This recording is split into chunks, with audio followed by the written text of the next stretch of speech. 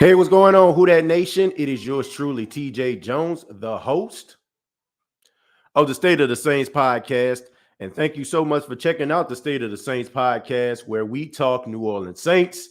And on this edition, we're going to be breaking down the Saints Week 17 matchup versus the Carolina Panthers.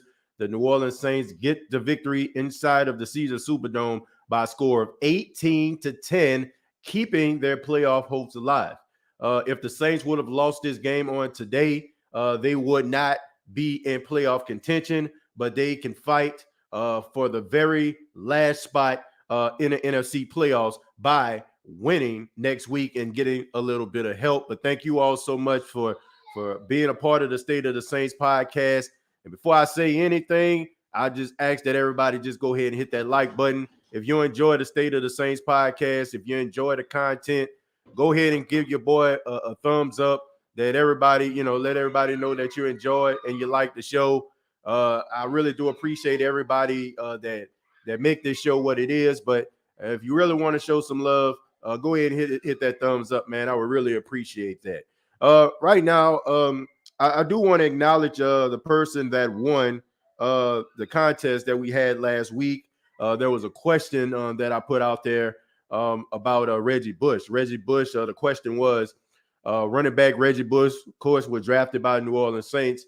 He scored his very first touchdown. How did he do it, and who did he do it against? And, of course, we know it was that punt return for a touchdown versus the Tampa Bay Buccaneers. So right now, I want to say to Chris Okori out of New Orleans, he's actually the winner of that contest. He was the first person to send that to me at stateofthesaints@gmail.com. So congratulations to you, man. I'll make sure I get that shipped off to you. He won the Manscaped, the ultimate smooth package that is available. But don't be discouraged. There are going to be more contests coming up, as the weeks go by. But let's go ahead and talk a little bit about the New Orleans Saints victory on today. Let's go ahead and go through some stats here. I normally don't start the show by going through stats, but I just feel like, I don't want to wait all the way to the end today. Let's start with Taysom Hill. Taysom Hill, he was 17 of 28, 222 yards, one touchdown. Okay, he threw that touchdown pass to Alvin Kamara. Taysom Hill also had 12 carries on the ground for 45 yards. Alvin Kamara, 13 carries for 32 yards. You had Adam Prentice with 1 carry for 2 yards. And you also had a wide receiver group. Seemed like they stepped up a little bit today, made some catches, especially Marquez Callaway had 10 targets, 6 receptions, 97 yards. Who knows what he would have had if he would have caught a couple of those passes. Lil Jordan Humphrey with 2 catches for 26 yards. Deontay Harris, which I just don't understand, which we're going to talk a little bit about in the show. 2 catches for 23 yards. And, of course, the defense. That they are the men of the hour. Led by Cam Jordan with 6 tackles and 3.5 sacks. Quan Alexander has 6 tackles and a half of a sack. Paulson Adebo with 5 tackles, played really well today. C.J. Gardner-Johnson. I mean, what can you say about him? Had the game-sealing interception and also that big sack that pushed Carolina back during that final drive. You also had Marshawn Lattimore really going out there, being the lockdown corner that we want him to be on Robbie Anderson and also C.J. Moore. Those guys were not effective at all. And you also got to add guys like, I got to give some honorable mentions. P.J. Williams played really well today. He had a sack. Jeff Heath, he also had a sack. I mean, so you had guys that were stepping up. And also I want to give honorable mentions to Christian Ringo because, I mean, he made some crucial stops in a running game, having the Carolina Panthers running backs starting it, with negative yardage. So want to give a special shout out to them. And also, man, Brett Maher, even though he missed that extra point, we got to get this guy some credit because he kept the Saints in the game. And I know probably somebody somewhere idiotically is probably saying to themselves, we need to cut Brett Maher. You got to be out your freaking mind. If it wasn't for Brett Maher, we probably wouldn't even be in any of these games over the last couple of weeks. But the defense is the story. And if the New Orleans Saints are going to make the playoffs, it's going to be because of this defense. And it's going to be unfortunate if the Saints don't make the playoffs, because this is a defense that we've wanted for years. I mean, for years, we've been asking and wishing and praying for the Saints to have this type of defense. And for them to finally have a defense when their offense can't move the ball worth a good God, you know what, it's sad. But it is what it is, man. It is what it is. Congratulations to the New Orleans Saints. You got to love this football team. No matter what type of adversity they go through, they still find ways to fight through it. And that's the recipe for a great team. Other teams would have given up. They would have quit. They would have been like, oh, our quarterback out for the season. Our guys, what I'm saying? They can't get the ball. They can't go down the field. They can't score. Man, let's just go ahead and phone it in Cancun on 3. But the New Orleans Saints still are fighting for their playoff lives. And this is what this team is all about. I don't understand how anybody can just say or try to jump ship on this New Orleans Saints football team, because this is the type of stuff that you want to see out of teams that go through adversity. Because when they go through adversity, when they become better, you know what the ending is going to be. They're going to fight, they're going to scratch, and they're going to claw to be the best possible team they can be. So congratulations to them. They're 8-8 right now. They're at 500. They got a chance to make the playoffs. They need to win, and they're going to need some help. But regardless, you know what I'm saying? You go out there and you give it your all. That's what it's all about. If the Saints didn't do that, then I would be really disappointed. Look, I can't knock a team for being limited. I can't do it. Some people want to do it. Some people want to complain. Some people want to say, oh, there ain't no excuse, whatever. It's hard for me to look at this team as if they're just all hands on deck. I can't do it. Another thing that I noticed, man, and I hate to be nitpicky like this, but I'm just wondering to myself, okay, I seen Christian McCaffrey on the sidelines. Christian McCaffrey is out for the season. I think he's dealing with a knee injury or something like that, a hamstring or something, but he was on the sidelines. And, I just think that the presence of Christian McCaffrey, to me, I think that speaks volumes about how he feels about the team, what this team means to him. Now, I got to be real. I'm just wondering to myself, like, why hasn't Michael Thomas been on the sideline for any of the Saints home games? I'm just wondering. Like, I understand that you're out for the season. I understand that, you're not going to play. But I do think that sometimes you showing up on the sidelines, maybe encouraging some of these receivers, might be helpful to them. I just don't understand why. I mean, maybe I'm nitpicking with this, but looking at Christian McCaffrey on the sidelines, being a star player, being the face of a franchise, I look at Michael Thomas as being one of those faces of the franchise. I just don't understand why he wasn't out there. But, I digress. But anyway, the New Orleans Saints get the victory over the Carolina Panthers. I'm just happy to see that these guys got that victory. And I'm looking forward to next week, man. Look, you control your own destiny. You know what I'm saying? Like, you go out there and you do what you got to do. Let the chips fall where they may. It is what it is. I'm going to go ahead and read some of your comments, and then I'm going to open up the phone lines, let everybody chime in. We're going to start with Jonathan. Jonathan says, let this false hope consume me. Who freaking that? Well, look, I don't think it's about false hope. You're cheering for your team. Nobody wants to see these guys fail. Do I think they will make some noise in the playoffs? Defensively, yeah. Offensively, I think what you see is what you get. I think that sometimes we're looking for this offense to just, snap, and then all of a sudden, like, channel their inner 2008, 2009 offense. It's just not going to happen, folks. We're 17 weeks into the season. If you haven't seen it by now, you're not going to see it. And I just think that what we're looking for could possibly happen next year. It's not going to happen this year. Taysom Hill today, look, I think this is one of the best games that he played as a Saints quarterback. I mean, he didn't knock your socks off or anything like that, but I think that some of the decisions that he made were better than some of the decisions I've seen in the past. I also like a couple passes that he threw in the game, even though, you know what I'm saying, he missed a couple guys, almost had that crucial interception that he threw close to the red zone. But I think that he played much better. He played more with more composure. Maybe that 1 week off kind of helped him with his finger, you know, to be able to relax it. He didn't have to go out there and toss it around. But I do think that he, you know, played, a little bit better than he has in weeks previous. But I mean, but at the same time, the New Orleans Saints offense is just god awful. That offensive line is god awful. You know, I just look at Alvin Kamara. I mean, I know he has to be frustrated. I mean, he tries to find holes, and there is none. I mean, for that 30-plus yard gain that he had, I mean, that was probably the best block I ever seen Cesar Ruiz throw since he's been with the New Orleans Saints. I mean, I have to give him props on that one. That was actually one of the best blocks I've seen to open up that hole for Alvin Kamara to run through. So I'm going to give him credit for that. I mean, we bashed the guy a bunch, okay? You know what I'm saying? But let's give credit where credit is due.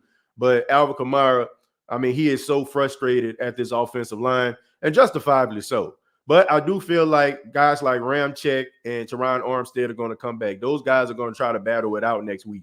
If the Saints are fighting for their playoff lives, I'm pretty sure you're going to see Ramczyk and you're going to see Teron Armstead. So that should help out.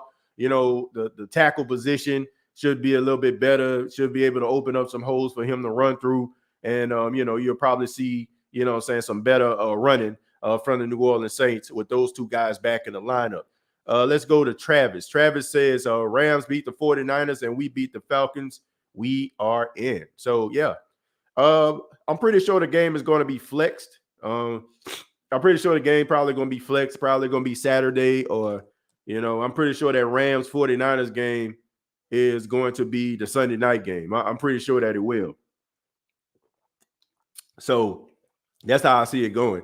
But I think the Saints will probably, play at 3:00 or something like that.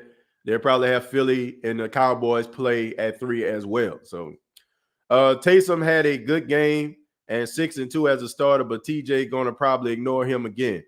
Look, I mean, I pretty much say what I had to say, right, Jimmy? I pretty much said it. I ain't even look at your comments. So I think that pretty much negates your fact that I don't give guys credit where credit is due. I didn't even see that. It just so happened to roll up on it again. But I appreciate that though, man. I like how you try to, create that narrative and it backfired on you. Let's see. I believe he was at one game this season. Yeah. And I think he probably was at like one game. I want to say I know he was at one of them preseason games when all that stuff went down. And he was on the sideline for damage control, but I would like to see him on the sidelines, man. I mean, these guys out here fighting and battling, and let's just be real about this. Let me read Mike's and I make my comment. Yeah, this was the last I've seen Michael Thomas was the Bucs game at home when Jameis got hurt. Yeah, you know what I'm saying? I think he pretty much hasn't been at a game since, but I just feel like when your guys are out there battling and scratching and clawing and trying to like make plays and stuff like that. And let's just be serious. The reason why this offense is struggling for the most part is because you're not out there. You know what I'm saying? So I just think that transparency is important. You know what I'm saying? Like, I don't know the relationships between these guys. I don't know. You know what I'm saying? It doesn't seem like Michael Thomas is like one of those guys that hangs out with his teammates. He seems a little bit of a loner. But I do feel like him being on the sideline would mean a lot, to his team to know that even though I'm not out there, I'm still with y'all. I mean, but hey, what do I know? Yeah, he was on that one game. I believe he was at one game. What do you think about Antonio Brown? Oh, man. Oh, man.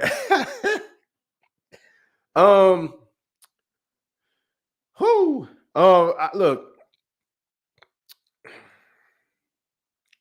There's some things that are way more important than football. Antonio Brown needs some help. I'm dead serious right now. I feel like the NFL is doing him absolutely no favors. organizations are doing him absolutely no favors by signing this guy, enabling him.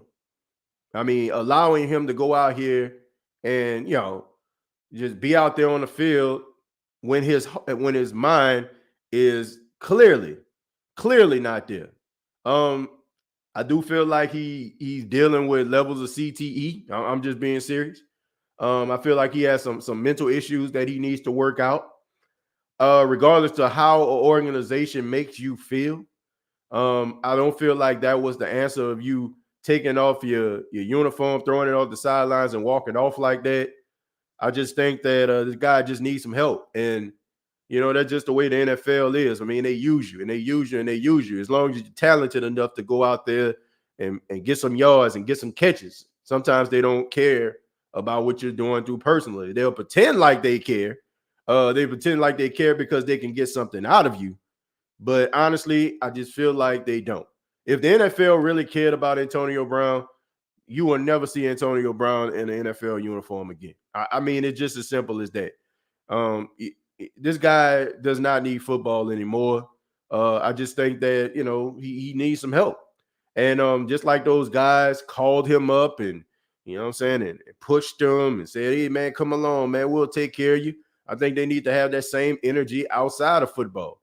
Don't just wrap your arms around a guy just because he can give you about 5 catches, 100+ yards and a touchdown or 2. But look at this guy as a genuine human being that really needs some help. So I'm questioning the Tampa Bay Buccaneers organization. Yeah, you're gonna throw this guy under the bus now, but you knew what this guy was when he got there. Okay, so Bruce Arians, who probably was skeptical about having him on the team to begin with, understandably and justifiably so. Okay, but you can't throw a guy under the bus now that he's not giving you what you want, right? I think the guy needs some help, and there's some things in life that are bigger than football. And Antonio Brown definitely needs some help. I'm just being serious. Like it ain't even funny. Like people make jokes about it because that's the society that we live in today. Like we like to make jokes no matter how serious the situation is. What I seen is a guy who just had a mental breakdown in the middle of a game.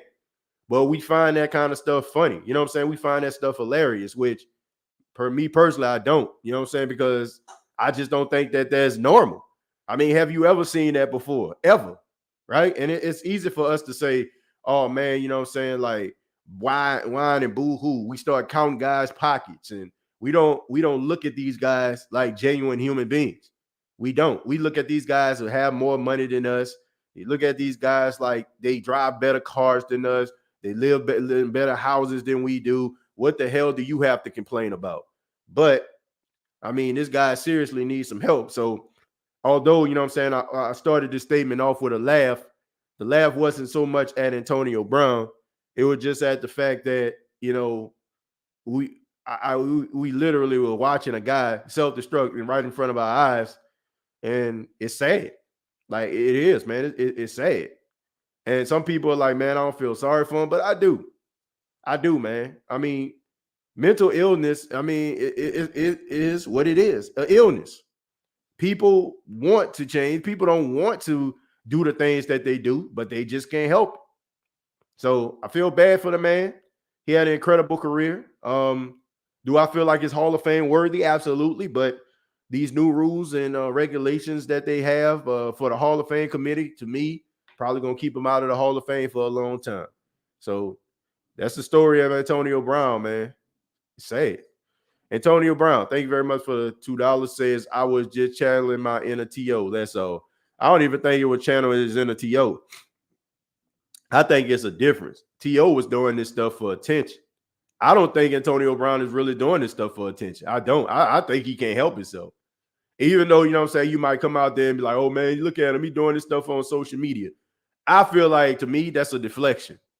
To me. You know what I'm saying? Like, I really think that this dude, like, is in his own head. And he uses that type of stuff for us to be like, oh, man, he's a diva. Or, you know what I'm saying, he's a problem. But in reality, he just doing that stuff just to deflect and not looking at the fact that he legitimately has mental issues he needs to deal with. Like, I can't just dismiss a guy like that. I don't believe that it's just about him getting attention. I really don't.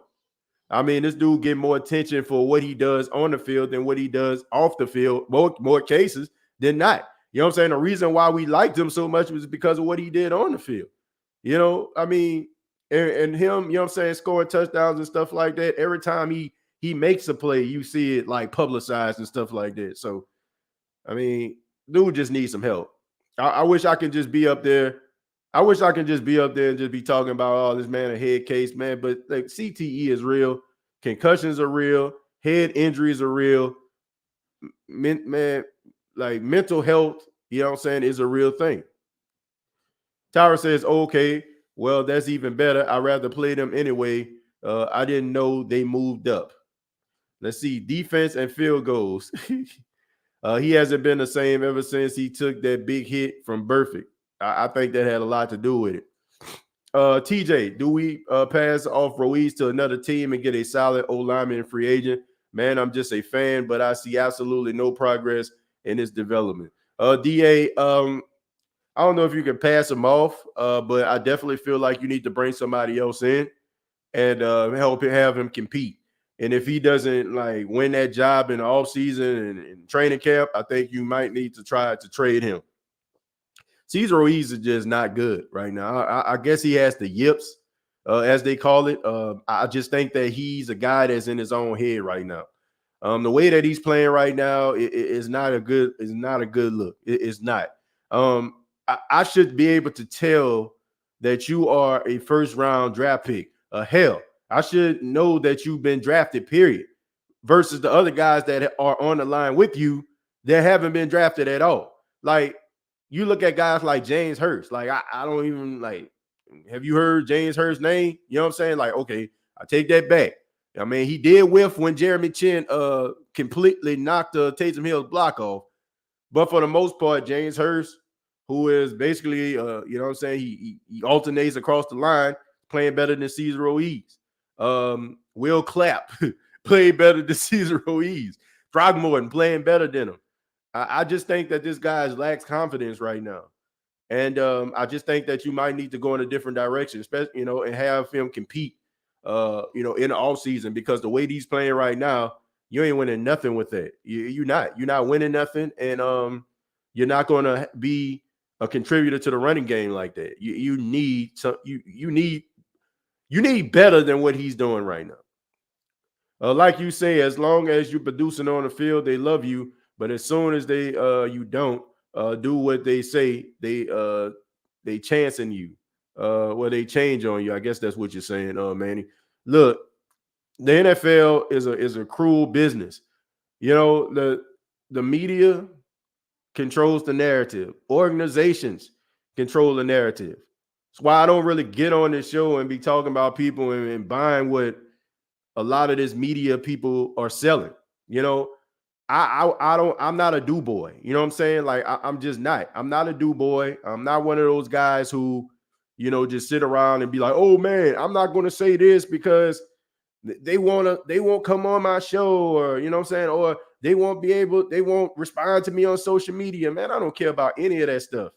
You know, a lot of them believe in that. So they take the sides of the franchises. That's why you see some of these writers out here, man, all this fluff news, and you're not calling it for what it is.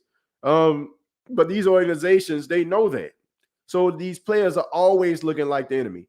Why is it that we can get mad at players for not being on the field when they legitimately hurt, but we never like question the organization about their decision about pushing that guy on the field when he isn't ready? I mean, that's not right. I mean, maybe I'm tripping. But I want to take this moment real quick. I'm going to take a quick break. And we come back, I'm going to take some phone calls. Keep it tight right here on the State of the Saints podcast. This is TJ Jones, the host of the State of the Saints podcast. And the State of the Saints podcast is brought to you by Manscaped.com. Over 2 million men worldwide choose Manscaped for all their below-the-waist needs. For those that love the Lawnmower 3.0, well, I got news for you. The Manscaped engineering team has confirmed that they have successfully created the Lawnmower 4.0. The Lawnmower 4.0 gives you the ability to turn the 4000K LED spotlight on and off when needed for a more precise shave. The new trimmer even allows you to customize your trim all through additional guards lengths, sizes 1 through 4. And looks-wise, it's sleek with a two-tone matte and gloss finish, even features a hot foil stamp, black chrome Manscaped logo. Show your mower off loud and proud. Go to manscaped.com, use the promo code State of Saints, and you will save 20% off of the Lawnmower 4.0 as well as other Manscaped items. That's manscaped.com.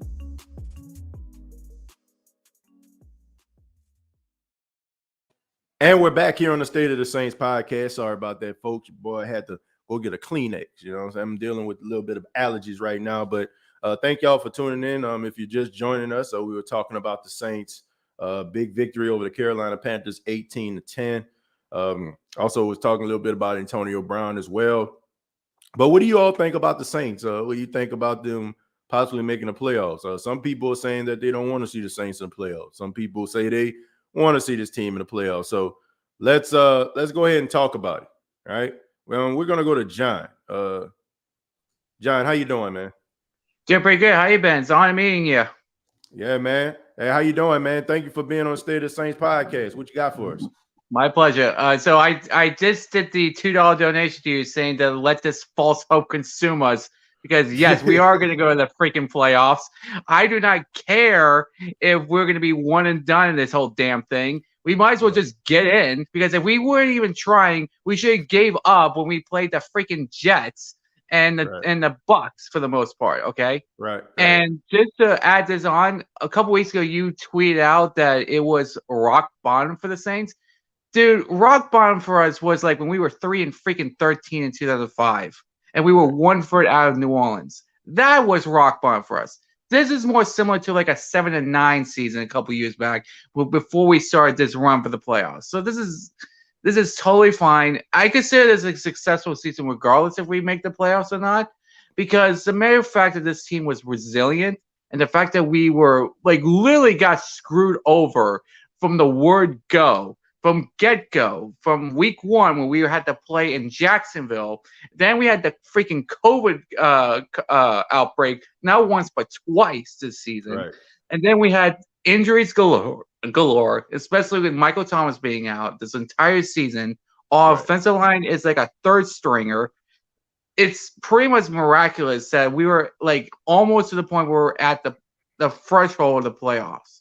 And even though that I don't think Sean Payton's going to win Coach of the Year for the most part, I think it's going to go to the Bengals head coach because they did a phenomenal job, especially this week against the Chiefs. Like Sean Payton deserves all the credit for this season, and spare me the notion that the Bears are going to have some sort of false hope to get Sean Payton. I saw that report from like the Rich Eisen show. That is a load of crap. They are the only way the Bears get Sean Payton through a trade is if it's like the Deshaun Watson trade offer times 3, because like that's exactly how much they're going to want to pay us for that. So, you know, it's ridiculous for the most part. Yeah, I look at the New Orleans Saints, playoff chances. I mean, why not? I mean, like I said, as long as they're out there fighting and they're not giving up and they're not quitting, I mean, why not? Yeah, you know what I'm saying? Like, why not? You know, but just get in. Just get in. That's pretty much all it needs. All it takes. Just get in. What do you have to lose? We have seen some crazy shenanigans this entire season. Like I've seen through it all this season. Like we don't know who's like the superior team in the NFC. Hell, we don't even know anything from the AFC at all. Like 1 minute we think we know, but the next we see people almost lose to the freaking Jets this week with the Bucks. We've seen, Kansas City go down to the Bengals. Cowboys, we don't know what they're hot and cold. The Packers, like they're going on their all-in season, but they might lose. So we'll just get in. That's all it takes. Yeah, I mean, I agree. I mean, you never know what's going to happen. Me personally, I feel like the Saints defense can match up with any team in the playoffs. The offense is the issue to me. You know, I look at the Tampa Bay Buccaneers. I mean, we pretty much dominate them for the most part, even with the Dallas Cowboys. Dak Prescott didn't knock your socks off in that game. You know what I'm saying? It was mostly, Taysom Hill turning the ball over and you know what I'm saying, them not being able to do anything offensively. So in the past 3 weeks, and you notice this significantly, that it really comes down to our offensive line, because even though we beat the Bucs, the offensive line did us no favors when it comes to the running game. The Dolphins game, let's be honest here, the COVID just killed us for the most part. We were literally playing with like backups and practice squad offensive line. And even this game, like, yeah, you mentioned the 30-yard rush play, but the rest of it was just a chore just to get at least get 2 yards. Right. So to me, that's going to be the biggest key if we were able to beat the Falcons 1 week. We got to do that first and foremost before we do anything else. But that offensive line has got to protect Taysom Hill and get some sort of running game, because I know that the Falcons, they did lose Kyle Pitts, I think, throughout the rest of the game. I don't know what his status is, but he's going to be in trouble. And I know that is the running back who killed us in the last game we played. That's going to be a big issue for us to protect him as well. So that's going to be a big key. So yeah, I'm interested to see what's going to happen, man. I mean, look, you just go out there and you just lay it all on the line, and whatever happens, it happens. Should be interesting, man. But John, thank you so much. Appreciate the call, man. All right, take care, you guys. Be safe. And the Saints are going to Super Bowl. Let's go. Thank you, John. Appreciate it, man. Yeah, I mean, look, man, John has some interesting points there. You know, I mean, I do not believe in his offense, though. I just don't. Like, I feel like the defense can match up. The defense can make it tough for any team. But I just think that it just comes a time when your offense is going to have to respond. And when you go into the playoffs, when everybody's good, you know, everybody's staying up, burning the midnight oil, trying to find ways that they can exploit, you know what I'm saying, your limitations. So I don't know, man. I mean, I trust this defense. I feel like this defense, you can take them anywhere, they can win. But this offense, you know, I don't believe in it. I don't think that the offense can do anything. I mean, nothing that I've seen from this offense is convincing to me that they can go out there and put up, you know, X amount of points. And I just think that might be a problem. If the defense has a bad game, I mean, it's curtain for the Saints. But we're going to go ahead and go to the OG of the State of the Saints podcast. We're going to go to Jerry. Jerry, what's going on, man? How you doing? Happy 2022, TJ Jones, the host. Yes, sir. Of the State of the Saints podcast. How you doing tonight, brother? Man, I'm doing just fine, man. I'm glad that the Saints got the victory. Yes, so am I. And I'm happy they finally got a touchdown, too. My goodness. Right. It's been a minute, huh? Yeah. I thought those things were urban legends. I thought they were urban legends. I didn't know that, man. I thought they was up there with the Loch Ness Monster and Sasquatch. I didn't think touchdowns existed anymore, man. I just thought that, you know, we just kick field goals when we get down to the red zone. But that's all we've been doing as of late. I mean, and I don't want to ask this question right here, TJ. And also, shouts out to everybody in the chat.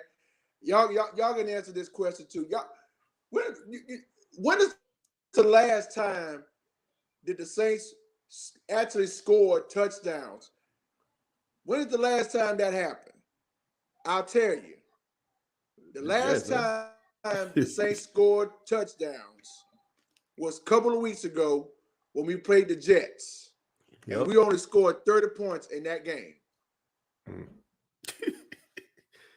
Yeah, that's, I mean, the look, last time it's been bad, man. Touchdowns until finally today. Right. And that was a stretch. You know what I'm saying? Like I thought maybe they was going to kick a field goal right there. Look, man, I mean, this is just not a good offense.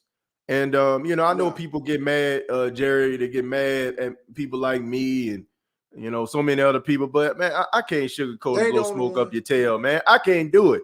I know people want me to look at things and be optimistic about it and stuff like that, but I only can be optimistic about things that I'm sure about, you know, and I'm not sure about this offense. They are not good. Like, I don't know what people are waiting for or what people expect this offense to do. they are who they are, and it is not going to change. Exactly. I mean, so when you look at defense, I mean, when you look at this defense, what do you think about the defense today? Oh man, like I've been saying for weeks, TJ, the defense know what they're doing. You saw that monster game that Cam Jordan had, and Right. you saw that interception that C.J. Gardner-Johnson did when he got that interception, and it sealed the Saints' win. Right. And what better way to kick off the new year in 2022 with the Saints win over the sorry, pathetic, punk-ass Panthers? Yeah, I mean, look, I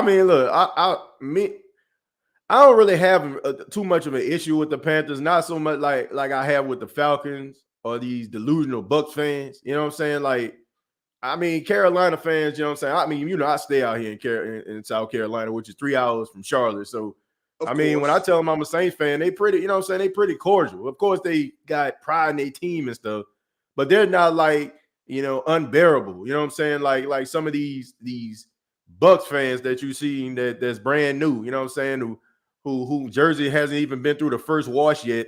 And these Falcon fans who felt like they didn't win something ever. You know what I'm saying? Like, Panthers fans really don't bother me, but I mean, as far as a win standpoint, I'm just glad that we just didn't get swept. You don't want to get swept by your division rivals. So for the Saints to split it with the Panthers, I think it was a good thing. Even though me personally, I think the Panthers are phoning it in because they don't want to lose draft position. And I'm just being real. They want a quarterback. So where they sitting at right now, they can probably get somebody like Kenny Pickett, you know what I'm saying, Desmond Ridder or somebody like that they feel like can make them a better team. So, yeah. So, yep. I mean, we know Sam Darnold ain't it. Cam Newton is washed. PJ Walker out there, the XFL, you know what I'm saying, should be calling him soon. In there for only one play, TJ. He only been in there for one play. Yeah, man. I mean, it's over. And Sam just played the rest of them. Yeah, man. I mean, it's over and done with, man. You know what I'm saying? So I think they know what they want to do. I think they went out there and they put forth the effort. Defensively, they look good, but I just think that they already know what they want to do. Overall, man, when you think about okay, go ahead. Hey, TJ. Uh-huh. Yeah, look. So much for I'm back. Yeah, right. Yeah, he back, but right. He just not better than ever, I mean, he forgot the better than ever. What's TJ? Yeah, Eric Bischoff. I'm back and better than ever. But he wasn't better than ever. But man, what do you think about the Saints playoff chances, though, man? What do you think about the Saints playoff chances? Do you want to see them in the playoffs? Or what are your thoughts on that, Jerry? Well, I'm glad you answered that, TJ, because that was going to be my next topic to ask you. But since you already brought it up, I'll give it to you. Okay. If like I said, I'm glad we got the win today. I mean, we finally did all that, but next the season finale, the week 18, it's gonna be definitely epic this weekend. Whenever the schedule come out, I mean, because I know you're gonna have 2 games, probably a few games on Saturday, right, on ESPN and ABC, and I know you're gonna have the other ones on CBS and Fox, and I know the prime time is gonna be on NBC. So. Right. The way I'm looking at this right now, TJ, the way I'm looking at this right now, as much as I do not like the Dallas Cowboys, I'm a pull for them to beat Philadelphia. And as much as I don't like the Rams either, I want them to beat the 49ers because that 6 or 7 spot in the playoffs is up for grabs. Right. So well, I mean, the Rams got something to play for, though. The Rams still can win a division. If the Cowboys beat the Eagles, I mean, yeah, they're going to lock up the division by beating the 49ers, who's still in the playoff race. Right. I mean, so if that happens, if the Cowboys beat the Eagles, which they will, and the Rams beat the 49ers, which they also will, and we take care of business against the Falcons in Atlanta, then that's your whole NFC playoff lineup right there. if that happens, because we already know the Falcons are already eliminated because they ain't gonna never even sniff the playoffs. They won't even sniff a Super Bowl as long as we in the NFC South. Lord, every Saints fan on the chat know what I'm talking about. I don't care if they are Falcon fans. I don't care if they're punk ass Panther fans. I can care less if they Succaneer fans. Look, I just here's the thing. I do think I like how everything is kind of like coming together for the New Orleans Saints. I mean, you got the Packers playing the Vikings tonight. If you're actually listening to this immediately following the game. You also have, like you said, the Rams, they're playing the 49ers. They're fighting for their NFC West. Arizona, you know what I'm saying? They still ain't got things wrapped up, even though they beat the Cowboys.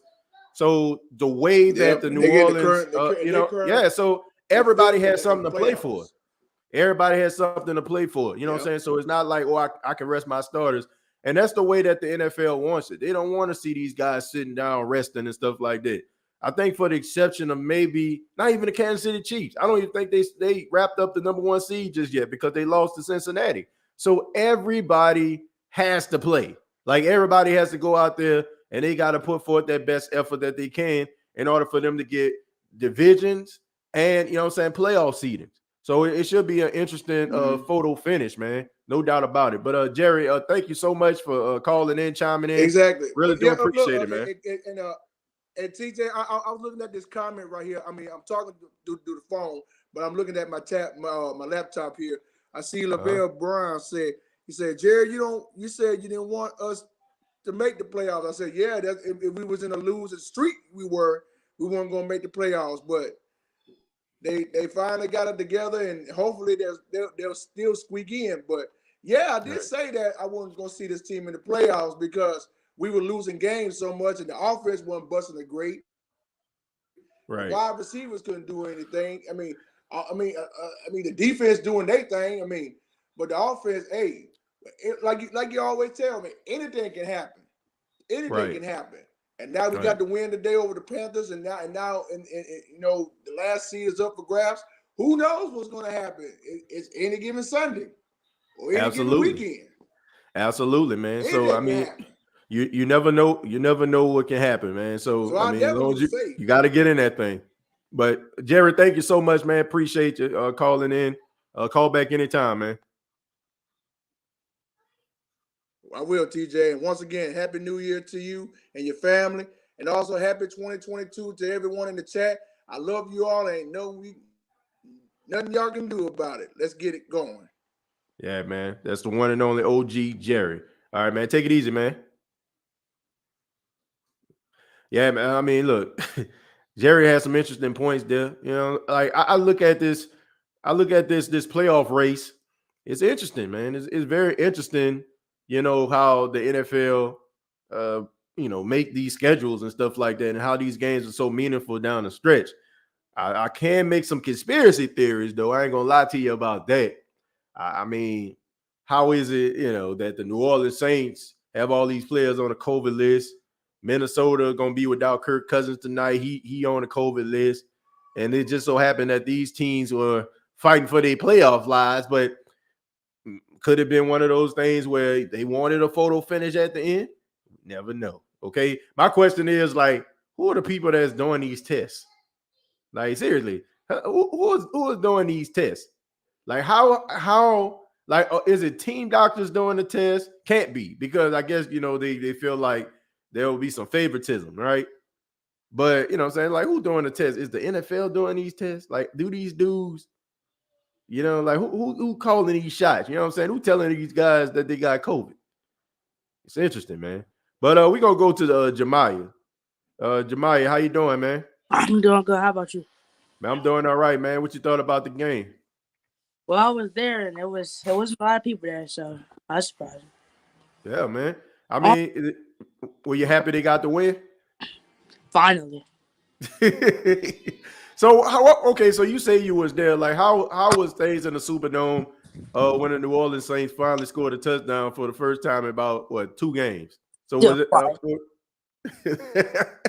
Like, was everybody clapping and screaming and stuff like that? Like, what were people saying about it?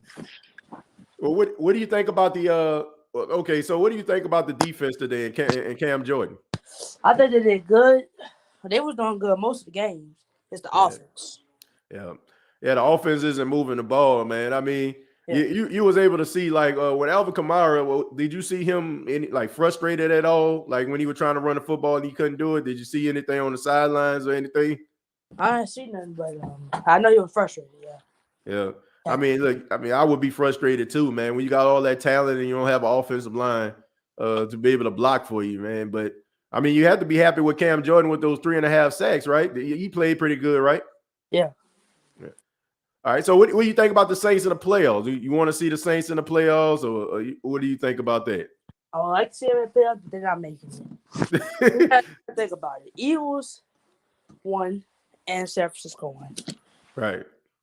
We done.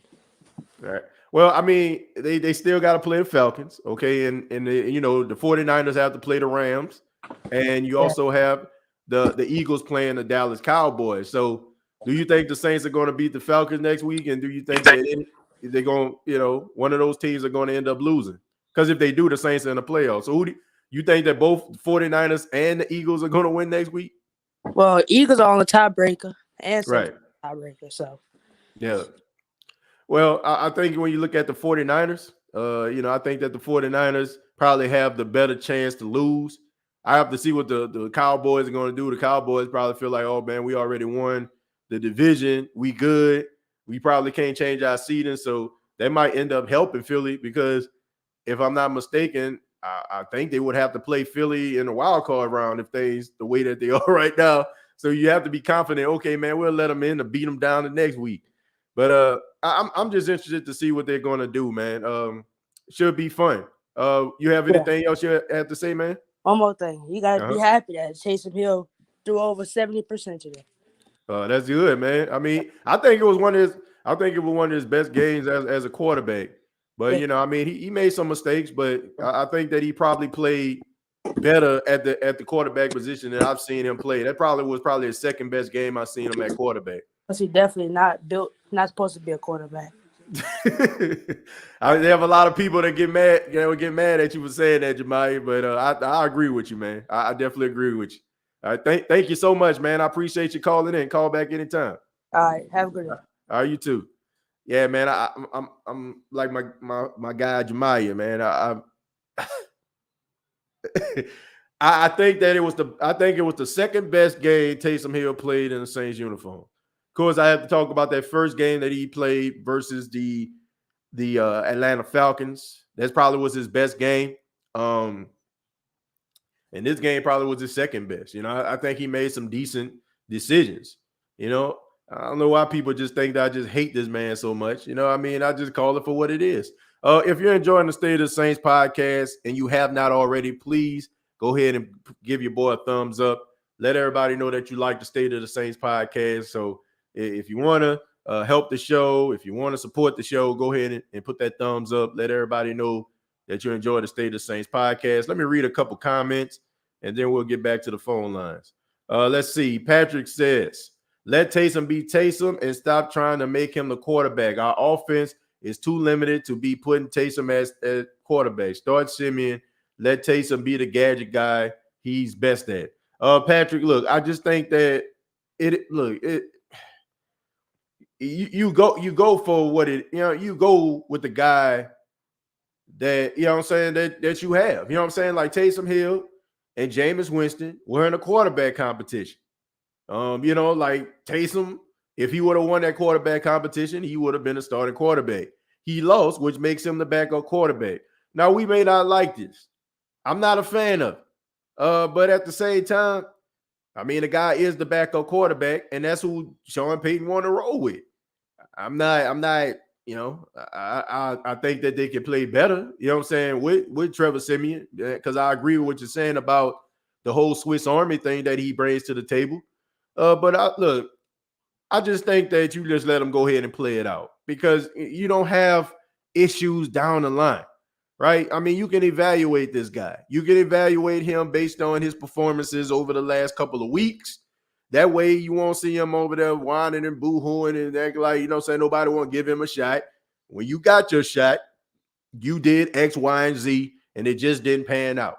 I just say go ahead and roll with it. I mean, I just don't feel like, look, will Trevor Siemian probably give you a couple passes down the field that Taysom didn't give you? Yeah. You know what I'm saying? I'm pretty sure he would. But I don't think that too much is going to change. I mean, we've seen the same issues with Trevor. I mean, they couldn't move the football. You know what I'm saying? He had pretty much a statue in the pocket. And that's another thing, Patrick. I mean, you put Trevor Siemian back there on this offensive line, he going to get killed. I mean, you know he a statue in the pocket. So at least you have with Taysom a guy that can move around, you know what I'm saying, to be able to get out of harm's way without getting absolutely tattooed and murdered.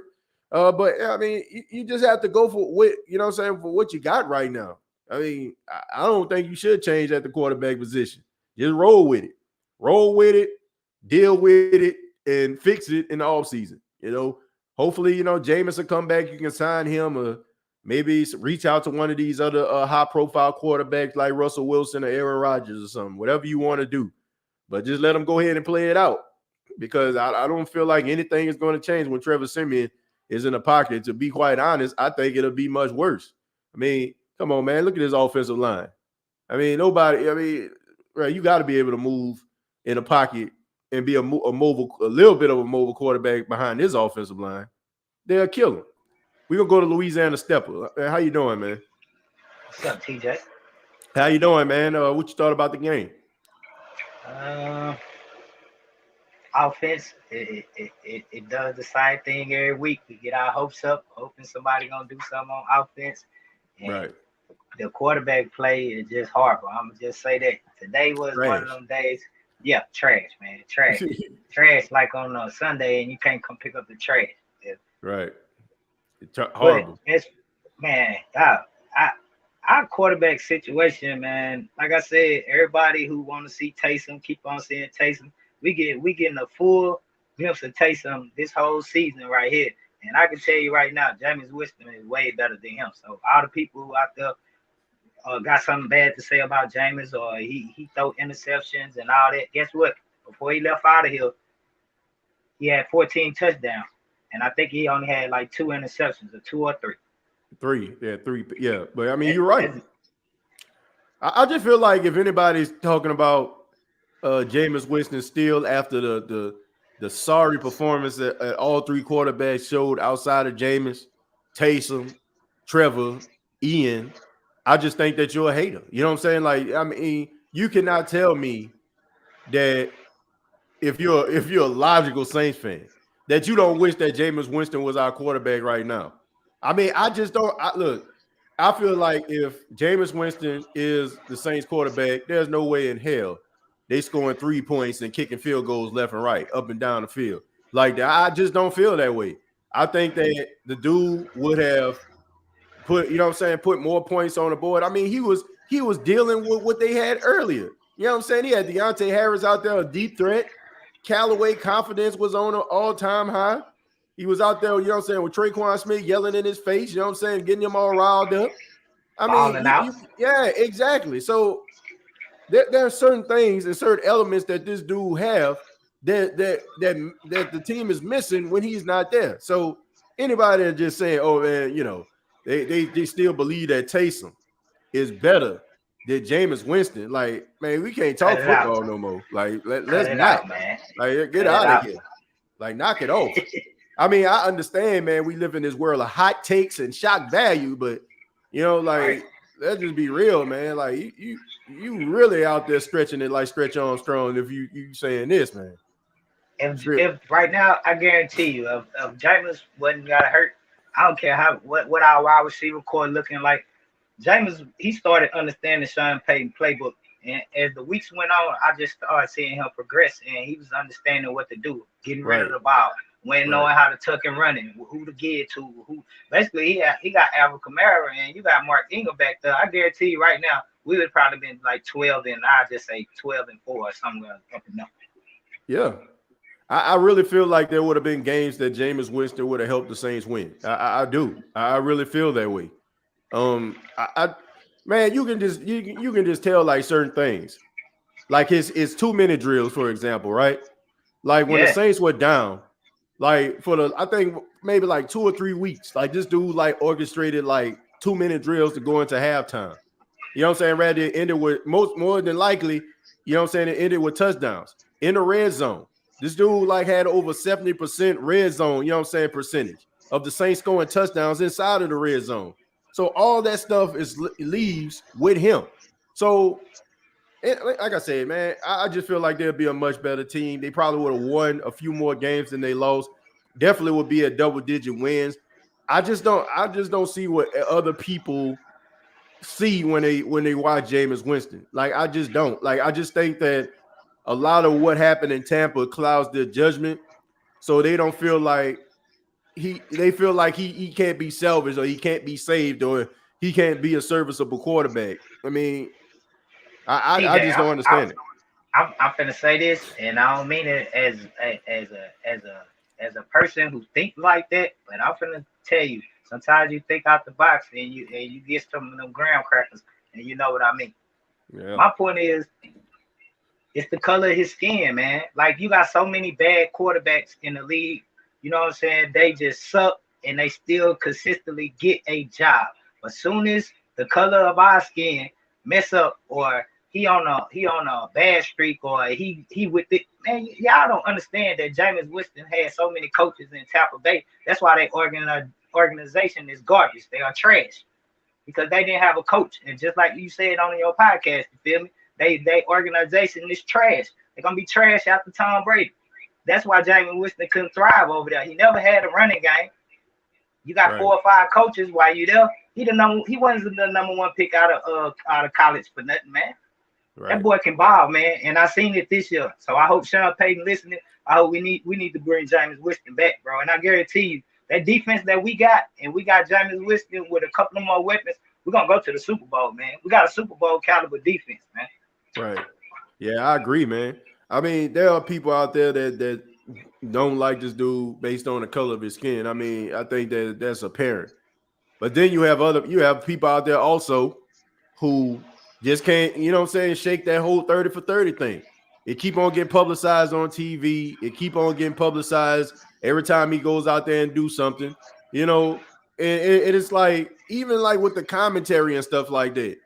Like I was peeping at, like Mac Jones was forcing the ball when the Saints played the New England Patriots. He was forcing the ball into dangerous spots. But you had Mark Schlereth like, oh, look at him. He's a gamer. He's tough. He's bold. You know, look at him. He's out there taking risks. But then when Jameis Winston tries to throw it into a tight window, see, that's dangerous right there. See, that's how you get into trouble and all that. I'm like, what's the difference? You know what I'm saying? What's the difference between him trying to fit it through a tight window? Why is he not a gamer? Why is he not tough? You know what I'm saying? Like, we like to spin these different things. Brad Favre threw a lot of interceptions, right? But Brad Favre, oh, he's like a child. He runs down the field. He picks up his teammates. He's like a kid playing football. I mean, it's just a narrative, man. And some of us fall for the narrative, hook, line, and sinker. Like, we believe what these dudes are telling us. We buy what these people are selling. And we don't even realize that they're only doing this stuff for ratings, for hot takes, and clicks, and likes. That's just what it is, man. Like, people need to form their own opinion and do it based on what they actually see. A lot of us read the paper and think that we got the whole idea. What we don't realize is with those people that are columnists and journalists, all they're doing is what I'm doing right now, giving my opinion. The only thing is that they're doing it inside of a paper that's being seen around the country and around the world. That's the only difference. Their opinions and their views are no more important than mine and yours. And we just continue to fall for that nonsense, man.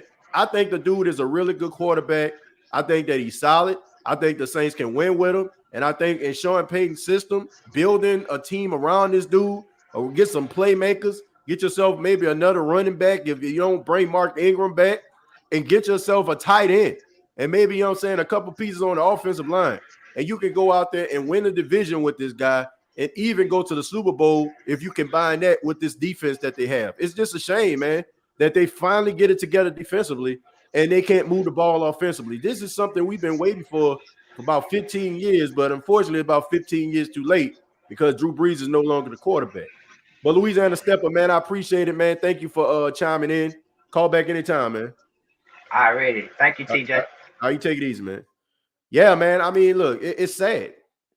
It's sad that the Saints waited this long. They finally got a defense that's championship worthy. And it's a little bit too late.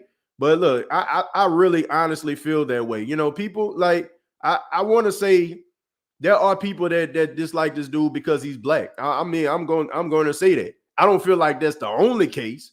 I just feel like some people just have an axe to grind because of, you know, the things that he did in college. You know what I'm saying? Also, the whole 30 for 30 thing. But I just look, the dude is a really good quarterback. The dude is a good quarterback, better than anything that we got on the field right now. And I think that you can win with him. I may be in the minority when it comes to that, but I really feel like if the Saints were to re-sign Jameis Winston, the Saints can be a playoff team and they can win the division with this dude.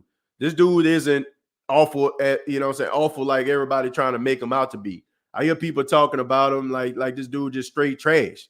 Like, oh man, well, I don't know if any of these guys are going to be franchise quarterbacks. Why can't Jameis Winston be a franchise quarterback? Why? You know what I'm saying? Like, were they throwing the same things in Tampa that they're doing for Tom Brady? Were they going out here getting his best friend, you know what I'm saying, that came from his former team? Were they going out here getting the offensive line, you know what I'm saying, fixed up so he can stand strong in the pocket? Did they go out here and try to get themselves an all-world running back in order that can catch the ball out of backfield and run in between the tackles? No, they did not. They did all of those things. It was only when Tom Brady said that he was coming to Tampa that they finally started to rearrange the furniture. But they expected for this dude to win, throwing the football 40 and 50 times. Somebody please tell me where they do that at and how many teams are successful throwing the ball that much. I mean, we can look at these things for what they are, and we can say, oh, man, he's throwing all these interceptions. But, I mean, if you're throwing the ball 40 and 50 times a game, what you expect? So I just think that you put Jameis Winston with a balanced attack. I think that the Saints can win some football games. You definitely ain't trying. Look, Taysom Hill ain't the answer. Trevor Siemian ain't the answer. Ian Book ain't the answer. So, and when I seen Jameis, Jameis had what was out there looking like, you know, looking serviceable. We gonna go to Jay. Jay, how you doing, man? How you doing, TJ? All right, what you got for me?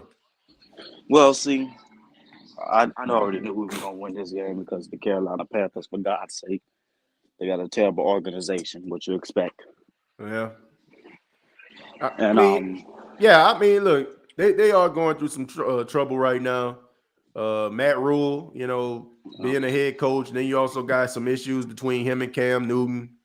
And Sam Darnold clearly ain't the answer. I mean, it's just, it's bad right now. You know what I'm saying? But hey, man, they'll figure it out, I'm sure. Yeah. And for our playoff chances, I'm on 50-50 on it. I want them to make it, but I really don't.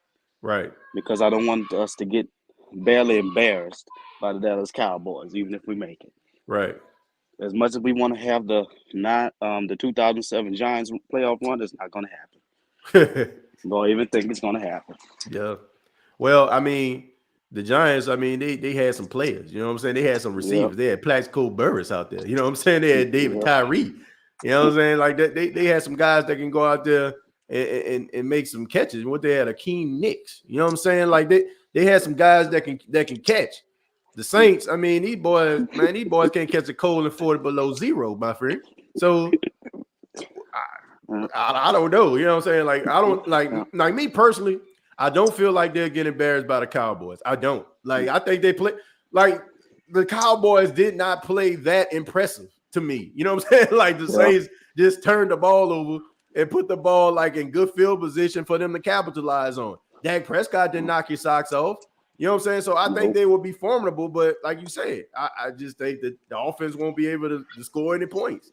You're going to just get hope and pray that they don't pass the 50 and you know what I'm saying? And Ari Cooper, Michael Gallup don't go off on them, but I don't know, man. I don't trust his offense. Yeah. Oh, Gallup is out for the season, so Oh man, that's terrible. That's terrible, man. I actually like Michael Gallup, man. And it's unfortunate because he was one of those guys, man, supposed to be an unrestricted free agent, man, would probably have been paid like a number one wide receiver. Him and Chris Godwin, man. I mean, I feel bad for those guys, man, because they good receivers, man, and they would have made some really huge money in the offseason. So hopefully it's not too bad to a point where it affect his contract. Yeah, definitely. Excuse me. And even if we don't make it to the playoffs, I hope they re-sign Jameis and he'll come back and shock the whole world. Yeah, man. For me example, too. like Dak Prescott, he had that same injury Jameis had. Next year, he was playing MVP bound. Right. So. Yeah, well, look, I have a lot of faith in Jameis Winston. You know what I'm saying? I like Jameis Winston. Shouts out to him. Shouts out to his dad. You know what I'm saying? Shouts out to his family. You know what I'm saying? I got a lot of respect for them folks. And you know what I'm saying? I call it like it is. I'm a straight shooter.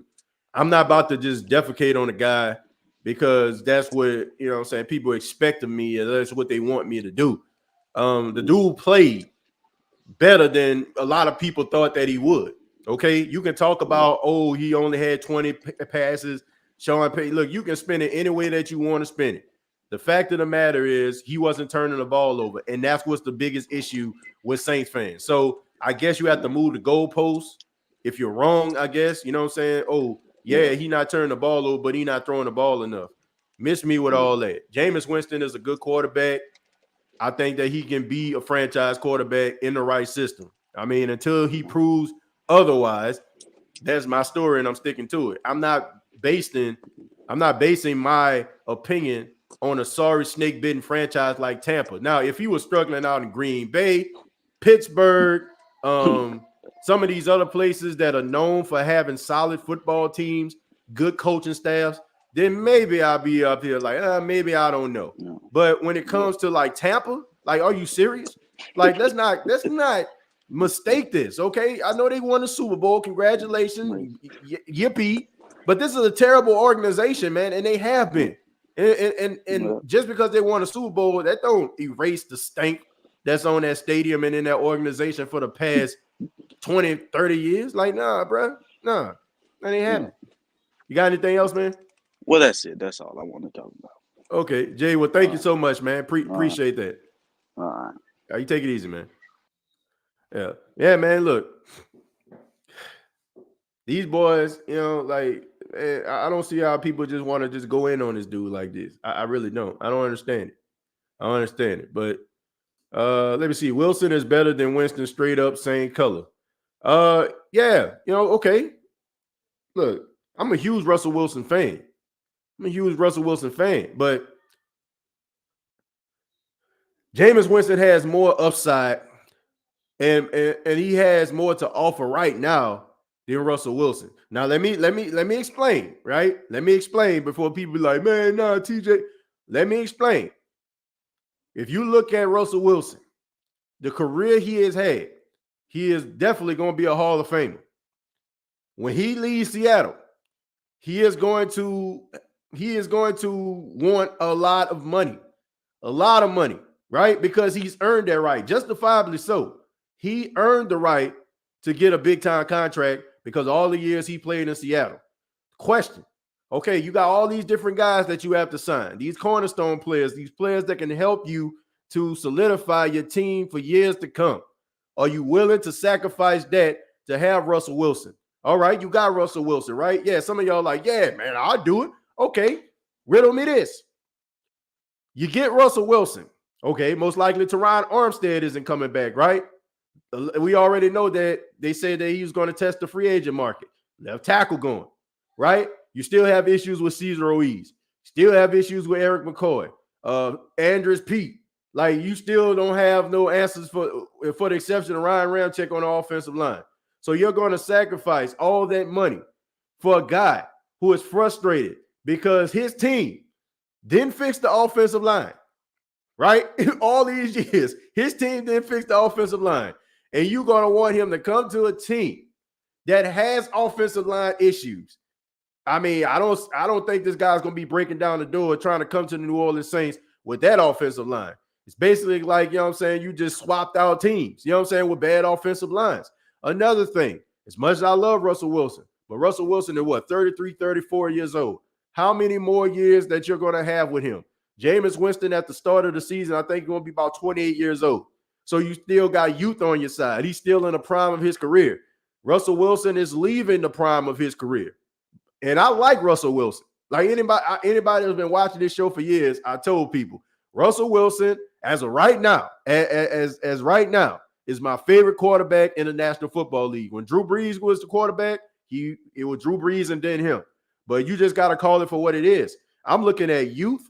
I'm looking at a guy that can give you more for a longer period of time versus a guy who is almost at the twilight of his career. And even though, you know what I'm saying, he still has a lot left in the tank, how many more years that you're going to have production out of Russell Wilson? That's my only question. And how much are you willing to sacrifice to get this dude? I mean, that's just my main question right there. But let's go ahead. Let me pull up the playoff seedings here. Just give me 1 second here. We're gonna look at the playoffs and as of things are right now. So let's go ahead and pull this up. Hope everybody can see that. I know it's a little bit blurry. Hold on, let's go ahead and bring it back. I don't know why I don't want to share. I had it. All right. So as we can see, we're looking at the playoffs. We look at the NFC. We have the Packers, who are the number 1 seed. Then you have the Los Angeles Rams, the Tampa Bay Buccaneers at the 3 seed, the Dallas Cowboys at the 4 seed. Then you have Arizona in the 5th seed. Then you have San Francisco in the 6th. And, of course, you have the Philadelphia Eagles in the 7th position. And on the bubble, we have the New Orleans Saints and the Minnesota Vikings, who are going to be playing. They're probably playing right now as I speak. So that is the playoffs right now. In order for the New Orleans Saints to make it to the playoffs, they're going to need some help. They're going to need to win next week. They're going to need the 49ers to lose to the Rams, okay? And they also need the Vikings to lose tonight, or next week. So the Saints, they need some help in order to make this thing happen. It should be very, very interesting. For those that might want to look at the AFC side, right now, the number 1 seed is the Tennessee Titans at 11-5. The Chiefs are also 11-5. They lost today to the Bengals. The Bengals have an opportunity to move up in the rankings if they win, and maybe if the Chiefs get a loss next week, which I highly doubt. The Buffalo Bills, the 4th seed. You have the New England Patriots. You also have the Colts, and you also have the Los Angeles Chargers. And congratulations to Justin Herbert, 35 touchdowns this year, which is a record for the Chargers organization. So he's definitely living up to those expectations. Definitely doing his thing, handling up on his business, and got a lot of respect for the kid, man. He's doing really good things, and it's good to see, man, because a lot of people had their thoughts about him earlier in the draft, talking about he wasn't a leader, talking about he wasn't good, yada, yada, yada, yada, yada. The dude handled his business, and he's a really good player. So there is your AFC and your NFC spots in the playoffs. We're gonna go to Prime. Prime, how you doing? I'm doing good, my brother. Happy New Year. Happy New Year to you too, man. What you got for me? Oh, I just want to state a couple of facts there. Go ahead. No conjunction, no conspiracies. Number 1, Winston was a number 1 draft choice. Number 2, Winston had multiple coaches. Number 3, Winston was growing in this offense. He is a leader. He is a leader. Other people are not leaders. Taysom is not a quarterback. Come on now, people. Let's get off of this. Now, some people may say, well, look at offensive line. Even when the Saints had an offensive line last year, man, Taysom still wasn't setting the team on fire. Because he beat Atlanta twice, and he beat a Denver team that had to use a wide receiver as a quarterback. Yeah. And as far as I know, I saw a little bit of the Jets game because that's the site I go to, and I listen to Big Q all the time, and I tell listeners Big Q and what's up, Jerry? What's up? Yeah. And I'm gonna tell you right now, this thing about Tom Brady came back and won the game. No, that was on the Jets coaching staff because they had the ball inside the 20-yard line and it was 4th down, and apparently they decided to go for it and they didn't get it. They could have kicked the field goal and it would have been up 27-20. So they would have had Tampa Bay would have had no choice but to drive down the field and try to score a touchdown in a 2-point play. Right. Yeah, that was pretty crazy. I was watching Red Zone, so I was like kind of flipping in between the games, but I mean, I don't know what happened, man. I mean, the Jets. I mean, they're the Jets. I mean, it is what it is, man. I mean, it is what it is. Big market thinking team. Right. Jets. They're the Jets. I mean, it's just as simple as that. The Jets are gonna do what the Jets do, and that is give up big leads and really just hurt the feelings of their fan base. That's just what they do, man. But it is. Yeah, but go ahead, finish. My bad, man. You can finish up. Okay. Now, also, I bet you any amount of money that if Tom Brady was in his division, Tom Brady wouldn't have all those Super Bowl rings because the AFC East was a joke. The last time Buffalo was even relevant was those 3 years in a row they went to the Super Bowl and lost all 3 years. Right. So they really have no competition. And you see, they gave Brady a pass, 2 passes on that game against us. When he cursed out the referee, and when he went over to 3 things. And when he went over to the center sideline and told the coach to go fuck himself, and then breaking that tablet. Oh, trust me, if that would have been Winston, who was a brother, that shit would have been blown out of proportion. And you know it. Let's call a spade, my brother. You said it, and a couple of callers ago said it. It's all about the skin color. It's all about the skin color. Let's just call it what it is, because every quarterback that was a gunslinger had very high interception to touchdown ratios. All of them. Going back all the way to Fran Tarkenton and all that, and the boy from Minnesota. I'm looking at the Green Bay game right now, and Green Bay beating these people by 6 points. The score is 6-0. Minnesota can't do squat. So if I look at it this way, if we make it to the playoffs, fine. But I'm just gonna say it's amazing. We even have an opportunity to make it to the playoffs after all the stuff that this team and this organization has been through. And I don't know if you realize this, TJ, and I said this to Q on this show. Right. We are in the difference of a 4 win. 4 wins compared to Breeze last year. 4-win difference. And I'm telling you, if Jameis was still quarterback, I strongly believe it. And I like Jameis when he's playing for Tampa Bay because I saw the potential the boy has. We can go to a Super Bowl with Jameis. With this defense we have, the Saints need to sign him to a 5-year contract. They sign him to a 5-year contract. Then they could possibly develop Ian Book or some other quarterback that they might want to draft. But next year we need to get receivers. And I like Michael Thomas, but it may be time to let Michael Thomas go because he's starting to act like a little prima donna, and he's not acting like a team player. Even Peyton said when Winston got hurt that he wanted to cry, and he has some of the same leadership qualities that Breeze has. Yeah. So let's say what it is. I mean, I can see why he wanted to cry. I mean, I'd be wanting to cry watching his offense week after week myself. So I guess he understood what this team actually was once Jameis Winston went down. Look, well, go ahead. I'm gonna tell you this much, my brother. Callaway is a keeper. He missed a couple of passes, but those wasn't his fault. Those were badly thrown balls. Just to make it, I think you got to keep Callaway and you keep Hardy, of course, and you keep Juwan Johnson. Those are your 3 receivers that you could build on, and you draft more receivers because next year draft's supposed to be high in receivers. So we can probably pick up 1 or 2 good receivers. Might even pick up a good free agent. As far as these people talking about getting Russell Wilson and all these other people, no, we don't need to. First of all, we can't afford anybody. We over the cap. We still playing. We still paying for the contracts that we had to give to Breeze to stay, and all these other people that we had last year that we had to cut loose. Right. So we don't have any money to go and spend. And we, like you say, are you willing? And you made a valid point. Are you willing to give up the future just for one person? No. We don't need to do that, because with Jameis signing him the 5 to 6 year contract, we're in good standing. Because Carolina, I have nothing against Carolina. They're stepping back. They need a quarterback.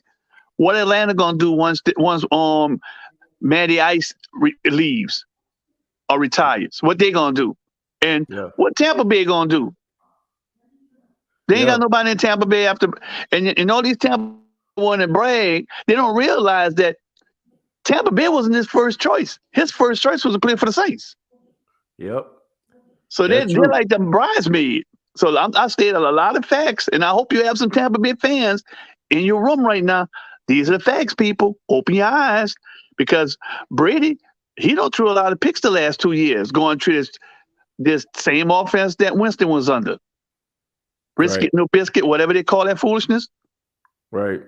Yeah, I mean, but of course, he's Tom Brady, so they're not gonna like really, say anything about that. They're gonna minimize his mistakes, and they're gonna amplify his heroics, so to speak. So, look, you made some interesting points, Prime. I gotta say I disagree about the Michael Thomas situation. I just think that if you try to trade this dude, you got to eat $22 million, which I don't think the Saints want to do. Right. And I think that dude has something to offer. Like he's not, like we know what he can do on the field. And right. So look, that's just how it goes sometimes, man. Like when a guy is immensely talented, sometimes they have those egos, and you got to be able to deal with them. Have the right coaching staff, the right organization pieces in place to be able to, channel that. Well, I'm gonna tell you right. I agree with you. I was at that Monday night game because my sister had season tickets and I was in town. Right. And I'm telling you right now, man, I didn't know this until after the game, but we had a guy playing the offensive line that they picked up that same day that was fitted for a uniform before the game. Yep. And Ian Book is slow. Oh, I saw it in person. That boy is slow. Jesus. Ooh. Ooh. I'm like, wow. God, man. I didn't realize he was that slow. You see, like I told the people that was sitting next to me, you see, in college, you only have a handful of college football teams that are real good, that get most of the talent. But when you get to the NFL, everybody's talented. Yep. You probably be able to get off the edge and stuff like that, get around that corner, man. But they was like right there. And he's seen the athleticism of these NFL linebackers, man. You can't get past those guys. Nope. But he was just in over his head, man. He was. It would have been tough for anybody to be in that position. You know what I'm saying? You probably, a seasoned quarterback, you probably would have had some better throws. And probably had more completions, but you still probably would have had some sacks. You know what I'm saying? You probably would have still been under duress. So, right. I can't really too much judge the dude based on that game. No, I'm not judging him on that game. I'm just talking about how slow he run. Yeah. Yeah. But I think with time, I think that you'll see a better, quarterback. He probably be one of them journeyman guys like Chase Daniel is. But Prime, I got a few more calls. I appreciate you taking my call, my brother. I appreciate it, man. Thank you so much, man. All right. Bye-bye. All right, take it easy. Prime had some good points. I just think that Ian Book wasn't ready. You know what I'm saying? I just think that he wasn't ready. We weren't supposed to see him this year. So I just think with time, you might see a guy that'd be a solid backup quarterback, maybe come in during emergency situations, probably play a few games. That's what I see for the life of Ian Book. I don't see him going out there setting the world on fire, throwing for 4 touchdowns, 400 yards. Hope he proved me wrong, but I just don't see it here today. I'm going to read a couple of these comments, then we'll get to Jeff and then God of Creation. 504 says Tampa is one and done this year. Watch, we gave the world a blueprint to beat Brady, Tommy Boy without AB and Godwin. This team is completely different. 504, that's a good point. The Saints may have gave team blueprints, but everybody can't do what the Saints do. Like, let's just make that clear. The Saints can rush 4, and also be able to play in coverage and have the guys that can be able to cover the wide receivers and tight ends of the Tampa Bay Buccaneers. Everybody not built like that. So even though the Saints gave the blueprint, doesn't necessarily mean that everybody is going to be able to follow that blueprint. So just want to make that clear. The Saints are a special team defensively, and they match up well versus the Tampa Bay Buccaneers. He good to be there. If the quarterback gets hurt and we could actually win games with him, but we want a bona fide quarterback. Yeah, you know what I'm saying? Like, look, I don't know what we talking about here. I don't know if we talking about Jameis or we talking about somebody else, but I feel like the dude is a bona fide quarterback. I don't care anything about big names. I don't care nothing about no names. Like that, I think that's sometimes what we get wrapped up in. We always want a name. We always want nostalgia. We always want somebody that brain, like, oh, such and such. Oh, Adrian Peterson. Oh, you know what I'm saying? Like, man, who cares? I don't care who they get. As long as a guy can go out there, he can game, he can ball, he can make good decisions. You know what I'm saying? He can get the ball where it needs to be. He can make the throws. And also, you know what I'm saying, when your team is trailing, he can help you orchestrate a comeback. I don't care anything about names. Like I said, I love Russell Wilson. But if Russell Wilson is demanding $35-40 million from the New Orleans Saints, I'll just say good luck to you. Hope you find happiness in New York or whatever team that you choose to go to. If you can get a guy like Jameis Winston, who has talent, who has arm talent, who has ability, who, you know what I'm saying, you can grow with, who can learn, who has leadership qualities. If you can have this guy on your team, you know what I'm saying, and win with this, why not? I mean, I don't care anything about names. I just don't. We're going to go to Jeff. Jeff, how you doing? Hey, how's it going, TJ? Man, it's going just fine, man. What you got for me? Just two quick things, man. I just want to stop and acknowledge that we have a great coach in Sean Payton. I know this is getting lost in the season, but the fact that this team with no talent pretty much on the offensive end is like fighting for a playoff spot is amazing, in my opinion. Right. Because if you take any other coach and put this roster in front of them, this is a lottery team, or not a lottery, but a top 5 pick. So I just want to acknowledge and appreciate Sean Payton and give him his flowers while the season's still going on, because man, like these receivers, as I said last time, and these offensive weapons outside of Kamara, they're just below average at best. So right, I want to give Sean Payton his flowers. Right. Yeah, I think that Sean Payton is an incredible coach. And, I don't think that people give him, you know what I'm saying, his respect. Like, I just think that people get lost in the play calling. They talk about his decision making, which, you know what I'm saying, I'm one of those individuals. But I never say, oh, man, they need to fire Sean Payton. Like, I just think when people say stuff like that, like, it's just not smart, man. Like, if you look at, like, what this dude has done, what he has done it with, like how he constantly just like rebuilds this team, gets the right coaches in there, gets the right locker room in there. And they have won the division on 4 separate occasions. You know what I'm saying? I know they haven't won the Super Bowl, and I get it. I understand the frustration. But I mean, be careful what you wish for, man. I mean, you remember when the Bengals got rid of Marvin Lewis? Oh, he can't win the playoffs. He can't win. And then all of a sudden, they got themselves another coach. Now he made the playoff this year, but man, they were losing, you know what I'm saying, like every year after Marvin Lewis left. So sometimes, man, the grass ain't always green on the other side. And it's just one of those things, just like Drew Brees. People have an appreciation. They're not going to really have a true appreciation for that person until they're gone. So, I ain't never got no problem with Sean Payton. I think that this team would be picking in the top 5 right now if Sean Payton wasn't the head coach. It's just as simple as that. Exactly. Yeah. So you made a great point. Like there was that crowd that was saying, "Oh, Drew Brees needs to retire," and I was telling people, like, okay, be careful what you wish for, and then you see what happens this year, which goes into my second point. Taysom Hill fans, I just find it funny that every time Taysom Hill like messes up, it's always a reason why. Like.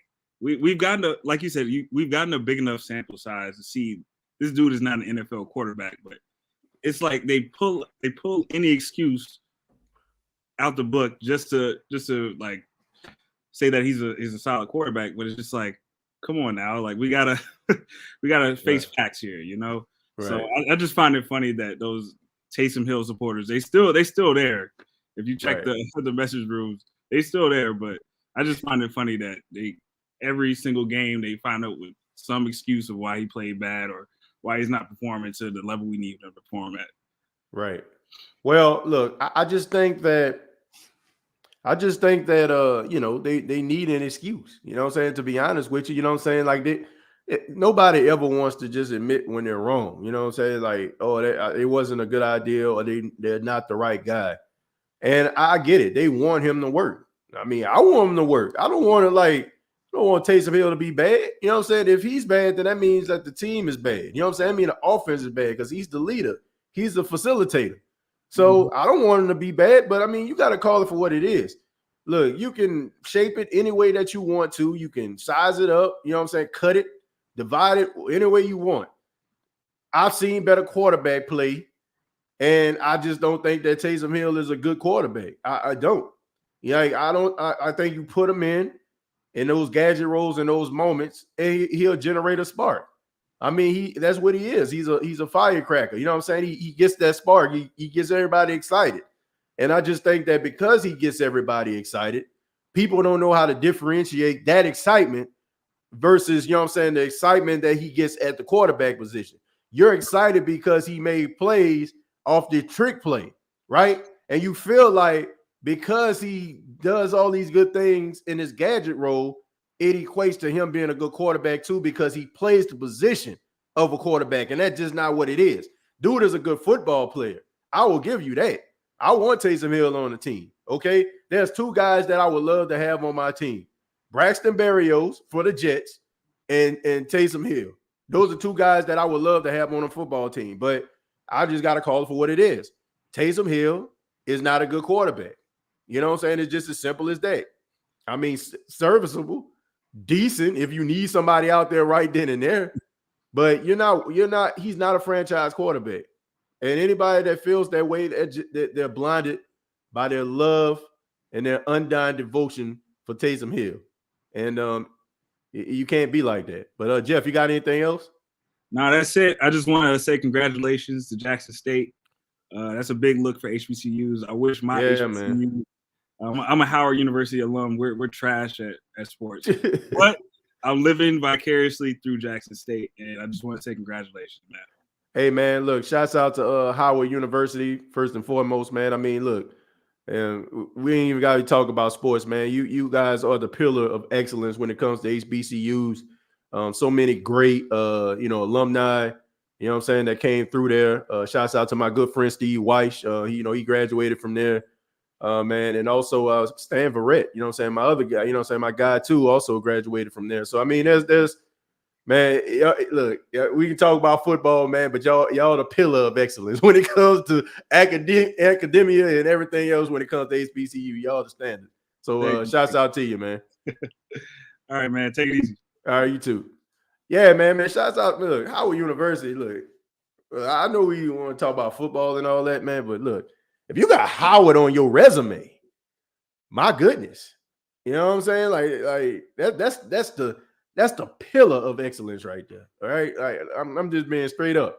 I love Jackson State University. Jackson State University ranked in the top 20 among HBCUs and, academics. They got a good football program going right now with Coach Prime, really changing the way people are looking at HBCU football, being that catalyst. I appreciate that. And I have a lot of pride for that. But I also have a lot of pride for other HBCUs. You know what I'm saying? Like anybody. Shouts out to all my HBCU alumni out there, individuals that are going to HBCUs. I mean, we out here, man. We out here. It's all love. You know what I'm saying? It's all love, except for the battle of the bands and when we play each other in football. But I'm always rooting for HBCUs to be everything that they can be. And, I like the fact that they've been put into the limelight, you know what I'm saying, and getting that spotlight that they deserve, because they have created some of the greatest football and basketball players of all time, that went through HBCU. So we got to always remember that. We're going to finish it up with God of Creation. What's going on, man? How you doing? What's up, TJ? How you doing, man? Man, I'm doing just fine, man. What you got for us?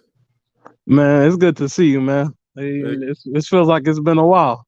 Yeah, man, it's been a minute, man. I didn't do a live show since last week for the post game show. I did a couple recordings this past week, but yeah, man, it's good. It's good to be here, and it's good to have you back on the show, man. Appreciate it. I heard one of the I think it was Prom. He came on here and he said some very disrespectful stuff about my boy number 13. Look, bro. Like for real, like let's like y'all want to be like oh number 9, and I know earlier you said this is what we get, this is what people get when you start being like get that old man out of here. To be fair, we were doing fine without him when we had our number 1 that was replacing him, the one that he handed over the keys, but he ended up getting hit by a different car. So Good point. And I realize go back and watch. I need every Saints fan to go back and watch Michael Thomas highlights, because that's what I did last night, man. And it's been some years since I cried, and when I was seeing how he was routing everybody up, making everybody look goofy, like it brought a like tear to my eye. I was like, man, like this like the stuff he was doing is better than what AK's doing. Like I'm like, dude, he's more offensively profound than Alvin. Like I get more excited seeing Michael Thomas make a play than I do Alvin. And it's like dude, literally, like he was like there was a game, I think it was against the Colts. Dude had like 3 receivers on him, and Drew threw it to where only he can catch it, and dude caught it with one arm. Right. Like, and it was a regular just slant route, and it went for like 20 yards. I'm like, man, y'all gotta stop with this disrespect. Oh man, it's about time Michael Thomas. Yeah, I know we all mad at him because dude ain't do nothing in 2 years. But like, man, y'all gotta stop, man. He was literally the last time we seen him actually have a meaningful season. He was the best wide receiver in the league, bar none. There was not a receiver who could just dominate every player he was up against. I mean, like I heard like his was it was like I think it was 2019. He was voted as the top 5 player, and I heard a corner say I think it was Xavier Howard. He called him a bully. He said he's literally a bully out there on the field. Right. Like he was bullying people. Like if you see him, it was just like nothing but explosive power from him. Right. It was just dominance. Well, like God creation. I just want to say this, man. There's this old saying, they say out of sight, out of mind.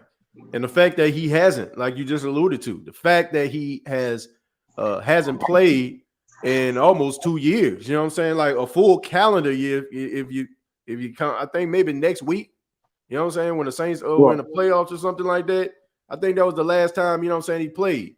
So, I mean, we're almost coming up on a year, the last time Michael Thomas actually played, in an NFL game. So a lot of people are like, well, he's not here. And all of a sudden, like, why is he not here? And then all of a sudden, we don't need him. But I just think that is the complete opposite, man. Like, this dude has really shown you, like, how special he really is by not being here. Like, his presence, not being out there on the field, really shows you how special this dude actually is. And I don't understand, like, how anybody can fix their mouth to talk about, oh, you know what I'm saying, this dude, you know what I'm saying, we need to get rid of this guy, or I don't understand it. You know what I'm saying? Like, you're entitled to your opinion, because I don't want to feel like, you know what I'm saying, I'm jumping on somebody. Look, you're entitled to your opinion. But me personally, I have to disagree with the fact that anybody would feel like, well, for what you see right now, that moving him would be the right decision. Now, I do feel that you need to bring somebody else in that can match his talent. Yes. Because the Saints did the same thing with Brandon Cooks, right? When they drafted Michael Thomas. And when Michael Thomas came in, he made Brandon Cooks expendable. So it could be one of these same situations. There is nobody on this roster at the wide receiver position right now that makes Michael Thomas nervous about his spot. Nobody on that field will make this guy come to practice and say, oh man, I got to show up to work today. If you get yourself a wide receiver like Chris Olave, if you get yourself like Griffin, you know what I'm saying, his teammate, if you get like one of these other guys like, you know what I'm saying, Jameson Williams, guys like that, if you get a guy like that can go out there, that got good footwork, that can stretch the field, that can run routes and make cornerbacks spin around and catch these acrobatic circus, CD Lamb, Michael Gallup type catches, I guarantee you it's going to change his tune. But as long as you have guys like Callaway out here counting route, you know what I'm saying, counting steps, 1, 2, 3, cut. Traquan Smith out there, you know what I'm saying, blocking better than he catching anything. Why would I want to do that? It's only boosting this man's ego. It's only boosting it up. Like, man, they need me. He on some David Ruffin stuff right now. But can you blame him? Can you blame him? He's the one selling all the records. He's legitimately selling all the records. You know what I'm saying? Yeah. Now you need to find yourself a Dennis Edwards. You know what I'm saying? You need to find yourself somebody that can replace David Ruffin. Because right now, David Ruffin, I mean, he's on a power trip. And it's justifiably so. So I mean, that's how I feel about it. and I think, and here's another thing: when I like most of his like great plays, when I paid attention, were these third down plays. You know how we always going 3 and out and stuff. Yeah. Michael Thomas literally make 3 and outs like not even a thing we're talking about when he's on the field. It's like, okay, it's third and 12. Okay, let's have Michael Thomas do a fade route, and I'm gonna just chuck it up to him, and he's gonna catch it. Right. Like it's like it was like he was just a dynamic player, and he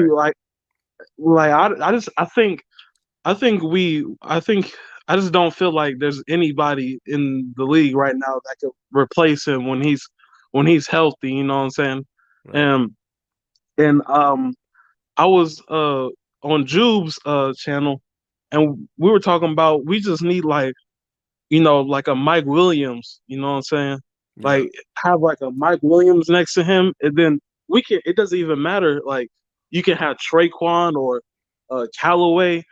Just have the second a person that's good for a second string, and then have Michael Thomas, and then we're back to being that team that puts up 30, 40 points a game. Like and like I was saying, I was watching his highlights, and most of the games, my bad. Most of the games, we had 30 points.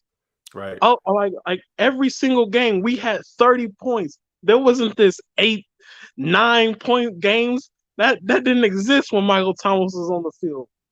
That exists when AK's on the field, and I'm not trying to take away from AK, but if I'm gonna be honest, AK is not a dynamic player as Michael Thomas is. I can't agree with that. Michael Thomas, you lost me on that one. no, Michael Thomas offers more than AK. Michael Thomas is. So you tell me if we had to choose between him and AK, you picking AK over him? Yep. I'm not. And this. We agree to disagree. Points. We agree to disagree. But TJ, we scored 9 points against Bucks, and he was AK on the field, right? AK was on that field, right? Right. Okay, we're not scoring 9 points if we have Michael Thomas out there on that field. But I can also make an argument and say that Michael Thomas going up against Carlton Davis really didn't put up as many numbers. You know what I'm saying? He had bad games versus the Tampa Bay Buccaneers too. So yeah, but he was hurt when he played. So I mean, but not all the games. Last year he was, but I mean, when he go up against Carlton Davis, he had tough games too. You know what I'm saying? Like, man, it happens. You know what I'm saying? Like, I just feel like this, right? Michael Thomas. We're talking about two different positions first and foremost. Right, do I feel like they complement one another? Absolutely. Absolutely. So if Michael Thomas is, you know what I'm saying, taking, you know what I'm saying, like a lot of the, you know what I'm saying, the guys out, is opening up opportunities for Alvin Kamara in the passing game. I mean, but Alvin Kamara is a running back. And we both know if the Saints had a decent offensive line, and you seen this earlier in the season because he was on a tear. When they had most of their offensive line intact, this man was the offense. You know what I'm saying? Like this man was like taking over the games and putting it on his back. Now look, God of creation, you're entitled to believe what you believe, bro. Like I'm not here to sway your opinion. I'm just saying, I just feel like what Alvin Kamara is doing is extremely important. I feel like they're much better because they complement each other when they both on the field at the same time. But I feel like Alvin Kamara is a once in a generation type talent. And Michael Thomas is extremely talented, but I think you can find wide receivers that can do what he does. I mean, you know what I'm saying? Maybe not at a higher rate, but you can find wide receivers that's just as talented as he is. Right, but if you want to say that, there's people don't even think AK is a top five running back. I've had people literally tell me he's not a top 5 in this league. They're like, "Oh, Derek Carr is better than him." Derek Henry. Derek Henry, my bad. Right. Dalvin Cook is better than him. You know, all these they give me a list of, oh, this person's better than him. Jonathan Taylor's better than him. Right. It's like, so, you know, I feel like, yeah, the main reason you see a lot more, like a lot of receivers, you know, that could replace him is because there's a lot more receivers in the game than there is running backs. Right. So it's you know, it's easier to find somebody that'd be like, well, you know, Michael Thomas is replaceable. Yeah, he's replaceable, but you know, you have to literally have like a top 1% wide receiver to replace him. Right. And have the same kind of, like, if you want to replace him, you have to replace him with like a Devontae Adams. Like that's how special he is. You say AK is a generational talent. Michael Thomas is up there with him. Well, let me ask you this, God of creation. Okay, let me ask you this, right? If the New Orleans Saints, let's just say they didn't draft Cesar Ruiz. Let's just say they drafted T. Higgins a couple of years ago. Do you think that the Saints would be better offensively if T. Higgins was the wide receiver and Michael Thomas was out? Oh, yes. I mean, that's all I'm saying. Like, look, Michael Thomas is all-world receiver. I mean, he was offensive player of the year at the wide receiver position. I think the first time in like 17 years. But what I'm saying is with Alvin Kamara, when you have it's very rare that you have a running back that does not have to leave the field. Like this dude can run in between the tackles. He can catch like a wide receiver. He can block and blitz, but you know what I'm saying? Blitz pickup. And at the same time, he can make his own plays. You know what I'm saying? Like it's not a lot of guys that can do that. I mean, he can be like he's such a instinctive, smart football player to it's ridiculous. Like, but with Michael Thomas on the field, they complement one another. But what I'm saying is, I haven't seen a running back of this caliber, like since probably like Marshall Faulk or Damian Tomlinson. Like, and I think that when people talk about the running back position, God of creation, you know what they're talking about. They're talking about a guy that's getting the ball 20, 25 times and running that ball up the gut. So that's how they're judging them. When you have running backs that can catch the ball out of the backfield and, you know what I'm saying, making people miss on the barrier, you know what I'm saying, on the sidelines, on the barrier, they like, man, you know what? They don't really count those guys. They look at them as wide receivers masquerading as running backs. But at me personally, I just feel like with everything that he does, you got to make him a top 5. But I can understand why people feel the way they do. I understand why you feel the way that you do about Michael Thomas. Justifiably so. I'm not going to, like I said, I mean, I'm not here to change your mind. I'm going to agree. We just going to agree to disagree on that. Yeah. And it's not even, I'm not saying like, don't get me wrong, TJ. I think AK is the best running back in the league right now. I think we literally are lucky to have like arguably the best running back in the league and arguably the best wide receiver in the league on our team. Right. And you know, and I feel like they make that case every time they actually play, you know what I'm saying? Right. And I just feel like the reason I'm saying this is because we've seen in order for AK to prosper, we need an O-line. We don't with the receiver, yeah, you need an O-line, but like, you know, you could just literally like throw the ball to, you know, Michael, and most times out of not, he's gonna catch it because I think he had 140 receptions in like one drop. Like that is absurd. I can't. I like imagine getting the ball 140 times and you only drop it once. That that's so like that is so elite that I feel like you said, yeah, you can like if we get T Higgins, we're gonna be better offensively, but it's just the fact that we need an O line for Alvin Kamara to be Alvin Kamara. Because if Yeah. he doesn't have that O line, we just end up just like struggling. And obviously he's had games to where he's you know played well without an O line, Right. Well, but but God creation. I see. I get your point. Alvin Kamara is talented. You know what I'm saying? You do need an offensive line. You know what I'm saying, to be an effective running back. Michael Thomas. I mean, he has a ridiculous catch. You know what I'm saying? Percentage rate. You know what I'm saying? Like he's really really good. You know what I'm saying? They both are really really good. And I'm just glad that they're both on, you know what I'm saying, on the Saints team. And I'm just looking forward to seeing them next year, you know what I'm saying, together, along with probably a few more pieces. I think they'll be just fine.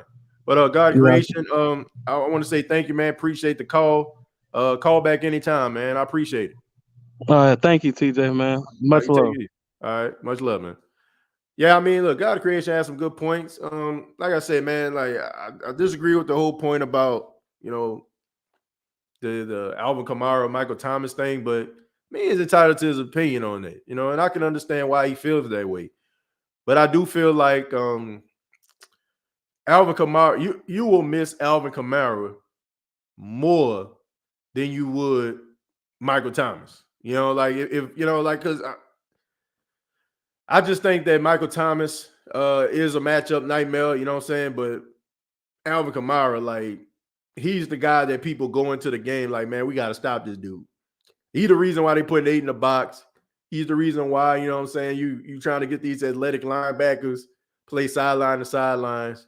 And they do that for a reason, man. I mean, the dude, like, runs routes like he a receiver.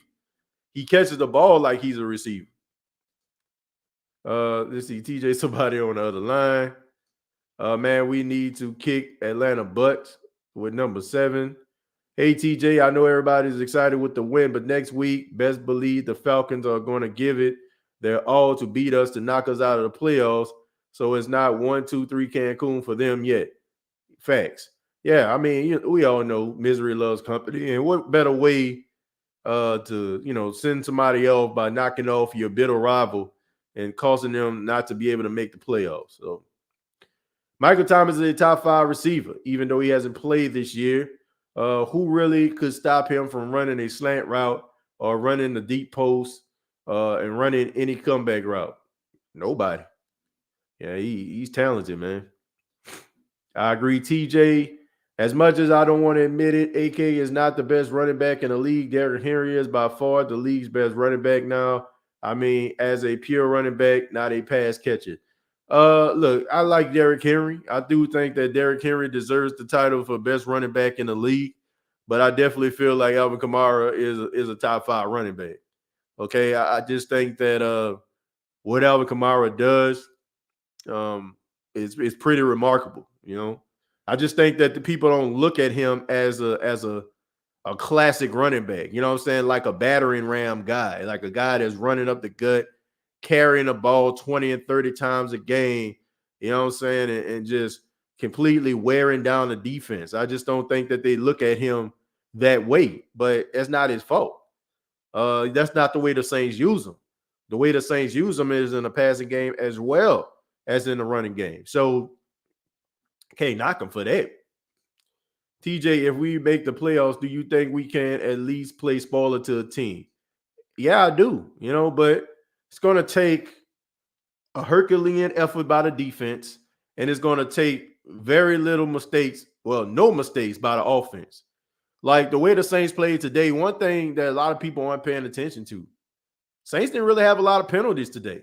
They didn't. You know what I'm saying? They played pretty clean. You know what I'm saying? You ain't really see too many, false starts, offsides. I mean, the only reason why they was getting those encroachment penalties was because the center of the Carolina Panthers kept nodding his head down and was causing the guys to move. I can take that. You know what I'm saying? That was just bad. That was just some bad calling and not being noticed by the referees. But they played pretty clean. You didn't see any turnovers, right? I mean, you almost seen the turnover, but I mean, it didn't happen. So as long as they play clean, you know what I'm saying, they control the time of possession, anything can happen, you know, but it's going to take a Herculean effort by the defense. Jonathan Taylor is the new Derrick Henry. This dude just runs and never stops.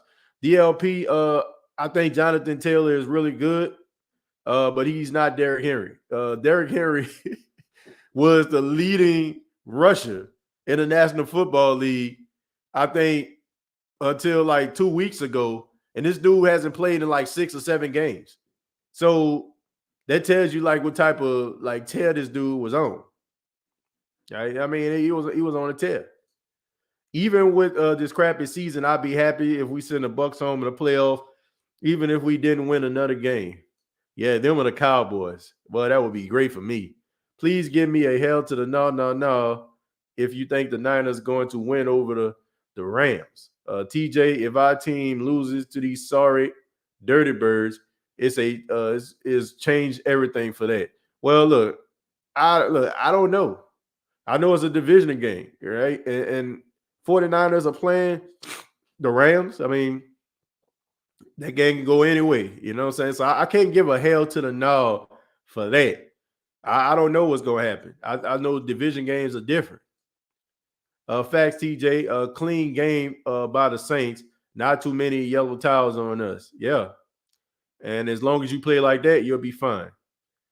What is this my love for Michael Thomas show? Crying, not lower 9 material, real soft. Look, man, people got love for Michael Thomas, Ernest. I'm sorry, man. People love him. You know what I'm saying? Like, you're a good receiver. And I just thought about what you just said, man. You know, I mean, you want to get emotional about that? Look, that's your thing. You know, dude is a good receiver. I wish he was on the field right now. Keen Arthur says, TJ, would you sign Jameis back or go all in on Russell Wilson? I'm all for Winston. I'm signing Winston. And that's saying something. I'm telling you, that's saying something. And y'all know how much I love Russell Wilson. But I signed Jameis Winston. He didn't have that much of a rushing lead. Let's see. A Cowboy just lost Michael Gallup for the year in the Bucs. Coach Bruce Arians had to have emergency surgery on his Achilles tendon, so we can definitely play spoiler.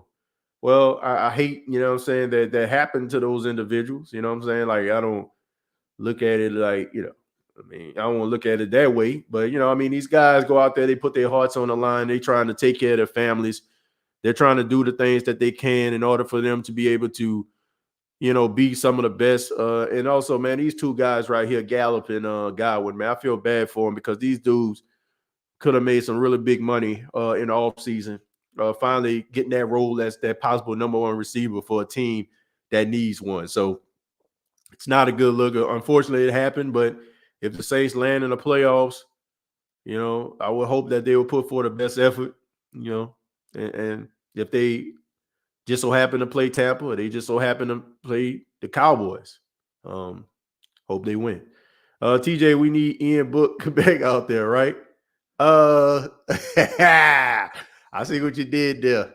Hell no, to the no, hell to the no. I know that's why you did that. TJ, should we take 3 receivers in the draft or just keep Mike T, Harris, and Callaway? Once again. Hell no, to the no, hell to the no. Nah, man. I'm out on Cap. I'm out on I keep Harris and Callaway, but I don't think we need to give 3 receivers. Okay. I think that the Saints need to get a receiver, an offensive lineman, maybe sign a free agent offensive lineman, you know, in the offseason. So get yourself a rookie, sign yourself somebody in free agency, get yourself a receiver, and also possibly get yourself another safety. Because I don't know if you're going to sign Malcolm Jenkins back. You know what I'm saying? Get somebody that can be the successor to Malcolm Jenkins. Because I think that, he's playing solid, man. But, I mean, you already got like a succession plan for Demario Davis and Pete Werner. Like, this dude is going to be special. Like, year 2, that dude's going to be on a tear if he stay healthy. But I think you need somebody like for safety, like for Malcolm Jenkins. Keep Lil Jordan Humphrey on the practice squad. I think Lil Jordan Humphrey probably played himself out of New Orleans. No, I'm serious. Like, I think somebody gonna end up signing him. I think PJ Williams played himself out of New Orleans. Like, I don't think the Saints are going to sign him to the 1-year deal. Not next year, But they like, I will say this though, it was a smart decision. You know what I'm saying? Hindsight is 2020. PJ Williams, isn't the PJ was not the PJ Williams that we seeing right now. So I can understand all these 1-year deals. So it just happened that, what I'm saying, like he kind of, boomed instead of bust this season. So I don't think that he's going to come back to the Saints. I think somebody going to end up paying him. And I think he resurrected his career being at the safety position, because you can probably say that PJ Williams probably he's definitely like top 2, top 3 best player in that secondary. He definitely making plays. Definitely TJ Jameson is an awesome quarterback, and I hope he comes back stronger. Yeah, me too. Me too, man.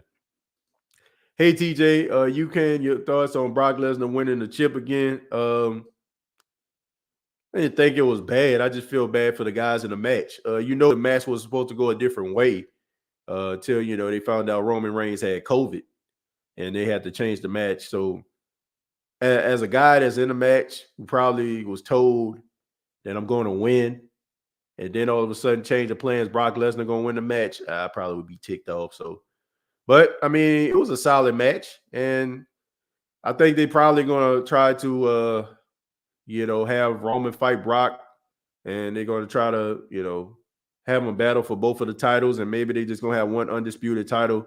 That way Roman can be on both shows, be on both Raw and SmackDown. That's probably what it is, because I think USA is upset that Fox has Roman Reigns, and Roman Reigns is the main attraction, and so that's what's going to happen.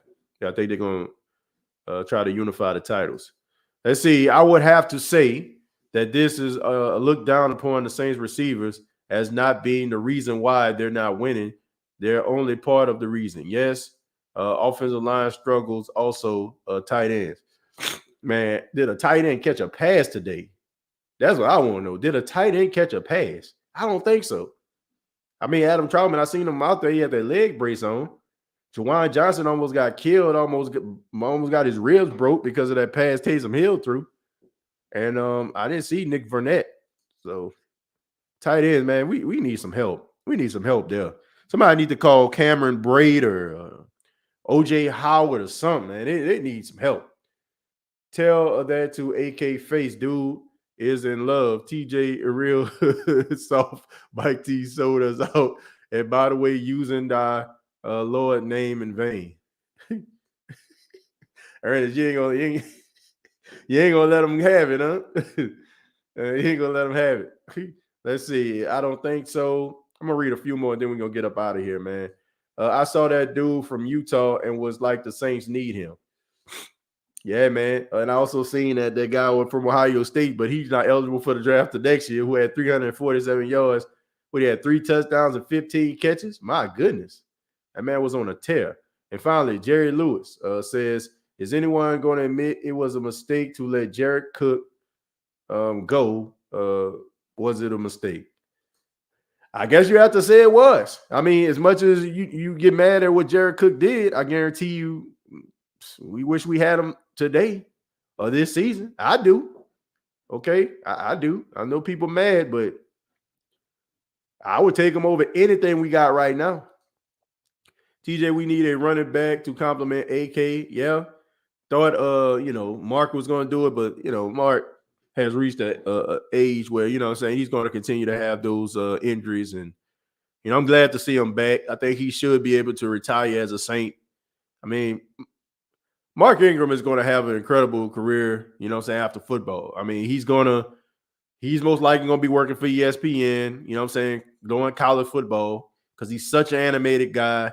He's so likable. You know what I'm saying? And I just see him up there. You know what I'm saying? Like being one of those guys. So he's had an incredible career. You know what I'm saying? I do think he has a little bit left in the tank, but I just think that the Saints need to move on from that. And I don't even think they need to try to get Tony Jones Jr. I think they need to try to get themselves another running back.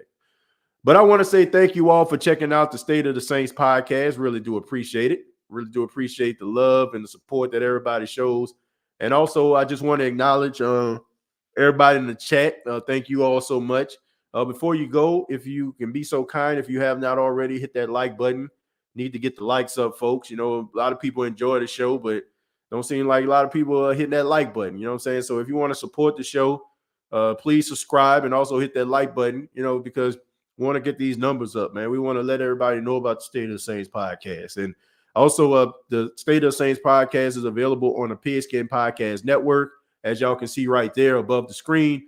Pigskin Podcast Network, not only is the State of the Saints podcast there, but you can get coverage for all 32 teams. So if you're a fan of the Bucks or the Falcons or the Carolina Panthers, there's a representative for that. There's a representative for you. So check out the Pigskin Podcast Network. Also, we're brought to you by Manscaped.com. Use the promo code State of Saints. You'll save 20% off. Also, want to give a special shout out to all the people that chimed in with the question of the day. Later on this week, going to be doing like another quiz where we can probably do another contest. So keep it locked right here to the State of the Saints podcast. I was supposed to have a special guest on the State of the Saints podcast this week. Junior Gillette is supposed to be a guest here on the State of the Saints podcast. We talked about Wednesday. I still have to confirm with him a date, a time on Wednesday. So we're going to have Junior Gillette on the show. We're going to be talking to him about, some of the things that's going on and also just his time with the New Orleans Saints. So keep it locked. I keep you posted on when, that is actually going to happen. Also, going to be on the State of the Saints podcast. I got to work out a time with her. But some of you, I'm pretty sure, are familiar with Aaron Summers. All right. Aaron Summers, who you see after all the Saints games, the post game, be alongside John DeShazer. She'll be on the show this week. So keep it locked right here, man. Got a lot of things coming up. Subscribe to the YouTube channel, youtube.com, search The State of the Saints podcast. Facebook.com, search The State of the Saints podcast. Previous episodes are available on iTunes, Spotify, iHeartRadio, and Anchor FM. Thank you, Mike, for the $2. Says rather have Sanders over Cook right now. I agree with that. I think that you will have more production at the wide receiver position if you had that. So I agree with that. But thank you all so much. Have a great morning, noon, night, whenever you're checking out this podcast. And like always, all I got to say is, who dat?